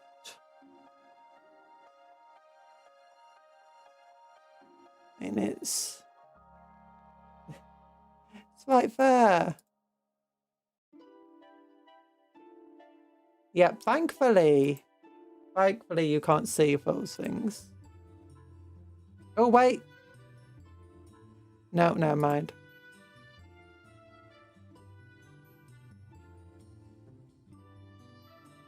Thankfully, all the important stuff that I don't want you to see, it's just for some reason automatic. It's just clipped off screen a little bit. Oh gosh. But yeah, I'm sorry it looks broken at the moment. Let me see if I can try and I go offense, not offense. Command Bosch banana. Like that kind of works. And then bring Boss Lady back. Then is that the correct height?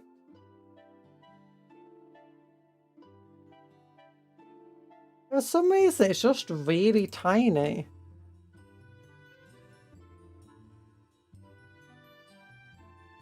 I'm not sure why.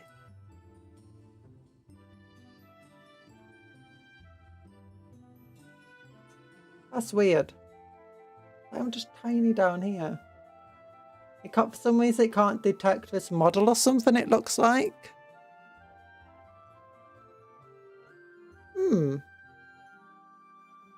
Don't know why.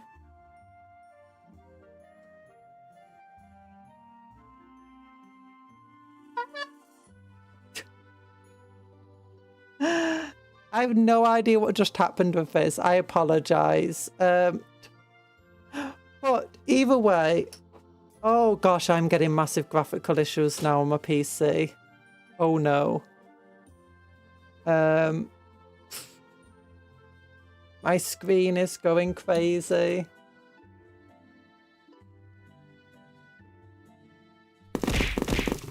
Ow, thank you. Okay, just turn my screen on and off again. I was getting weird lines just going up and down the screen then.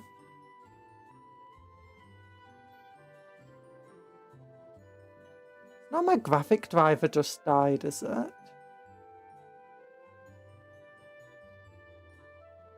Okay, my screen doesn't want to turn back on.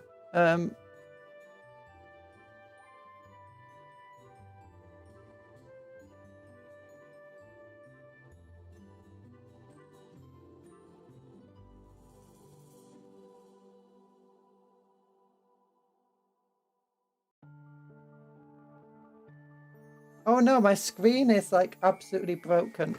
Give me a moment.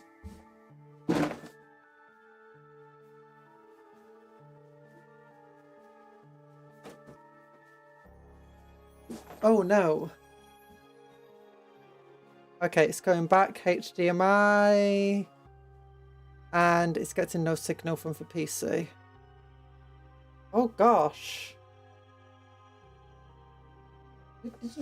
I hope my graphics card didn't just die or something.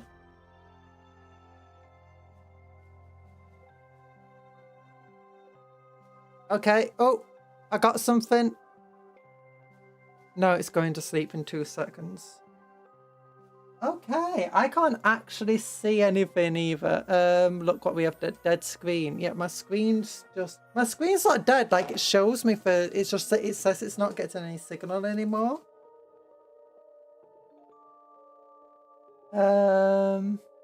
Oh, my other screen just died. There we go. Okay. Okay, my other screen's back. That screen's flashing on and off. No, it still doesn't want to be.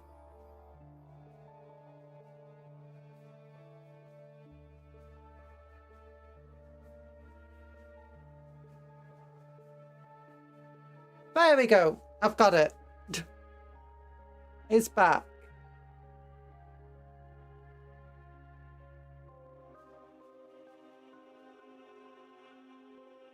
Although now TITS has come completely on the wrong screen. There we go. Okay, TITS is now the right screen. Okay, so I've managed to fix that issue at least. Still not fixed TITS, which is broken. Yep, very broken. But anyway. Tomorrow, next week is all hand cams. There's nothing else. It's just hand cams. Tomorrow we'll be building these Votann, these warriors and this dude, and maybe we'll. Gotta make sure everything works. Yeah, I blame Talan for eating the cables. Me too. We've also got this thing. And 2 boxes of these guys, the steel jacks. Yeah. I love these dudes. Eagle. Only cams. Yeah, there's only cams. Oh gosh. We've also got the Big Knight Defender to build next week. Yeah. Actually, I do have an idea. Maybe this is why it's broken. Going to here. No, these things aren't broken.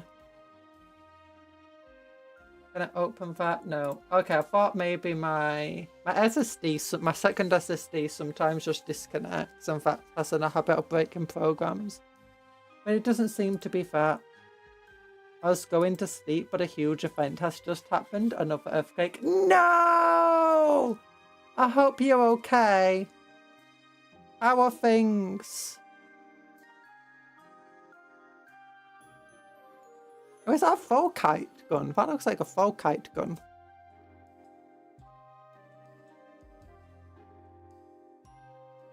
I hope things end up being okay for you, Branwy.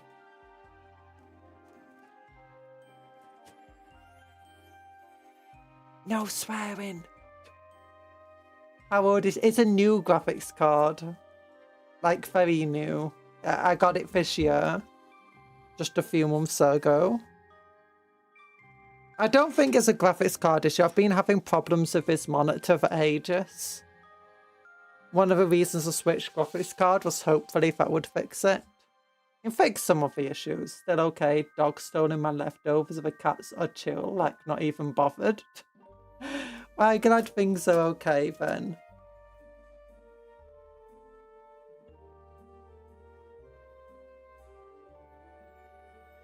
Cats know when the crazy stuff's happening. I trust you, cats. There we go. We got lots of these things. It's very nice. On Tuesday, we'll be building the Titan. Not the Titan, the new Night Defender. We'll start it on Tuesday morning, and however long we go, the stream goes, it'll just be to build it. We might have to take a couple of breaks because it is a big model. Then Wednesday, we'll have a morning member stream, so I'll be building some dwarvy stuff.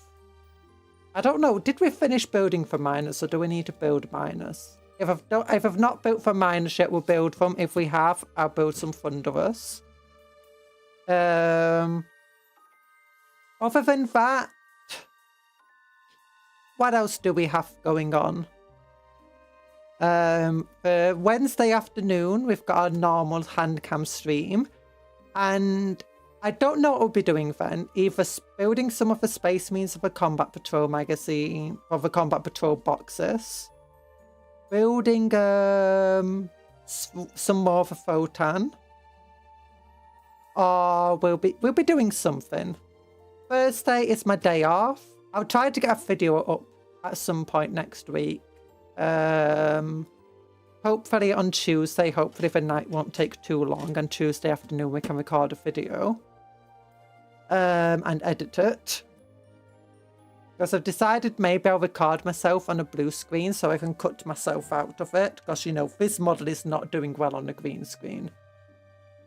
5.9 magnitude is considered chill for them, I guess. Yeah, 5.9 magnitude. Child's play. Cat's play. That's scary. So yeah, I've tried to get another video up. It'll be about starting 40k, I imagine, for next one. And like, what do you do? Oh, wait, we're not visited the website. How have you let me go for an entire stream without visiting the website? Like the stream, I feel like on this stream is another prayer for Omnisire or to the Ancestor Cause to fix my computer problems. But next week, this is what we're not looked at. How Schmidt of our Shutter coming out. Oh, the new Demon Smith. Will this include the new Combat Patrol? Demon Smith on foot. Optional way to build him. War Despot. Did you know that's what... Was it despots that we used to call some of the leaders in by Byzantium Empire? But look at these guys. Oh, the Infernal Cohort. With a little guy there. The new Dominator engine for big old bull with a big open belly. That looks so silly. These guys are pretty cool, I guess. Hobgrots. Yeah, Hobgrot Vandals! Screen tearing when monitor is too old. Yeah. Oh, these are nice looking dice. I kind of want some now. Kraken Blood. Ooh. Oh no, this is Space Wolves, isn't it? Kraken Blood. Ivor Kraken Blood was born of the Ice World of Fenris, destined to one day serve as a wolf priest and perform great feats for Allfather. Ulrich Slayer gives him a quest to recover a lost relic of the Space Wolves and change fate itself. With a band of warriors comprising new friends and old allies, he must nevertheless face a terrible foe to succeed. Ooh, okay, we've got a special edition version and the normal version. That's cool. Also available as an audiobook. Ooh, Spear for Everchosen. Ooh. Another book. The Dark Coil of Ascension. Countless stories. Oh, so this is like, is this? No, it's not a collection. Countless stories occur all across the galaxy with seemingly nothing linking one outburst of violence and heroism to another. But Peter Bailafar has found the threads linking together a series of disparate events in the Dark Coil Ascension. This anthology brings together the novels The Reverie, The Requiem, Infernal, and 8 short stories, all wrapped in the sprawling web of a dark coil. Ooh. I struggled to read that. Anvils of a Helladin Hammer for Ancients. Ooh, Sigmar again. That looks like an elf. Another Age of Sigmar story. French language, Rose of Darkness. Mariana Minkalin-less. The German language, The Last White Shield. The Last Conscript. Wait, is that White Shield about conscripts? I don't know. Oh, there's a lot of stuff coming next week. A lot of literature. And it didn't say if there's a new combat patrol. A spearhead, sorry, not combat patrol. Hope we get a new spearhead soon.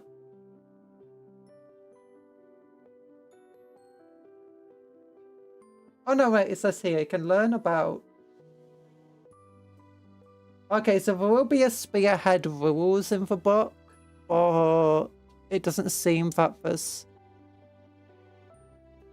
a spearhead box. I'm guessing that's got to come later. Time to eat a No, native engine, don't eat a cupcake. Cupcakes are friends, not food. Yeah, Friday we're going to be doing, though, a massive conversion. We're going to be doing orky kit bashing, making me a new battle wagon from 2 of my old chimeras.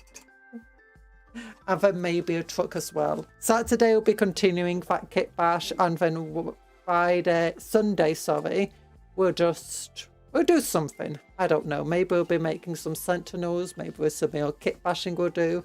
Maybe we'll finish off with Votann if we're not finished. I don't know.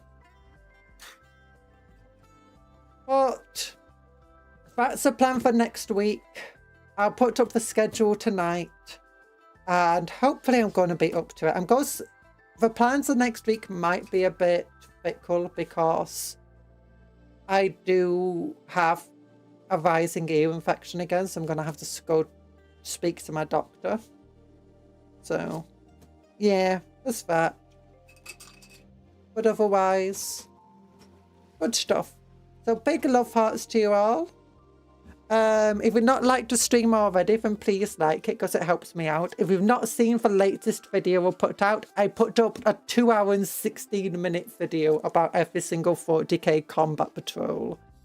And it's got all of, in the description, you'll find all of the little things of what each combat patrol is. Or what do we call it? The way it divides the video into sections. And my screen just turned off. But thank you for coming to the stream. I hope you have a good rest of your day. Big love hearts to you. Once again, we're ending on a bunch of tech issues. Yeah, that one was going to be way too spicy. I bow to your judgment, YouTube overlords. Wait. Oh no. Oh no, okay, I've read that one. It missed. Thanks for the love though, Bob. I'm sorry for throwing systems broken. Ah! Stop throwing at me! I'm not stinky. But remember to work hard, play harder, eat good food, sleep well, dream of cupcakes, but don't eat the cupcake as a friend's not food. And also take care of yourself and be kind to others, and vice versa. Goodbye, everyone. Love hearts. And how do I end the stream again? This button. Yeah, wee. Ah! Love you all.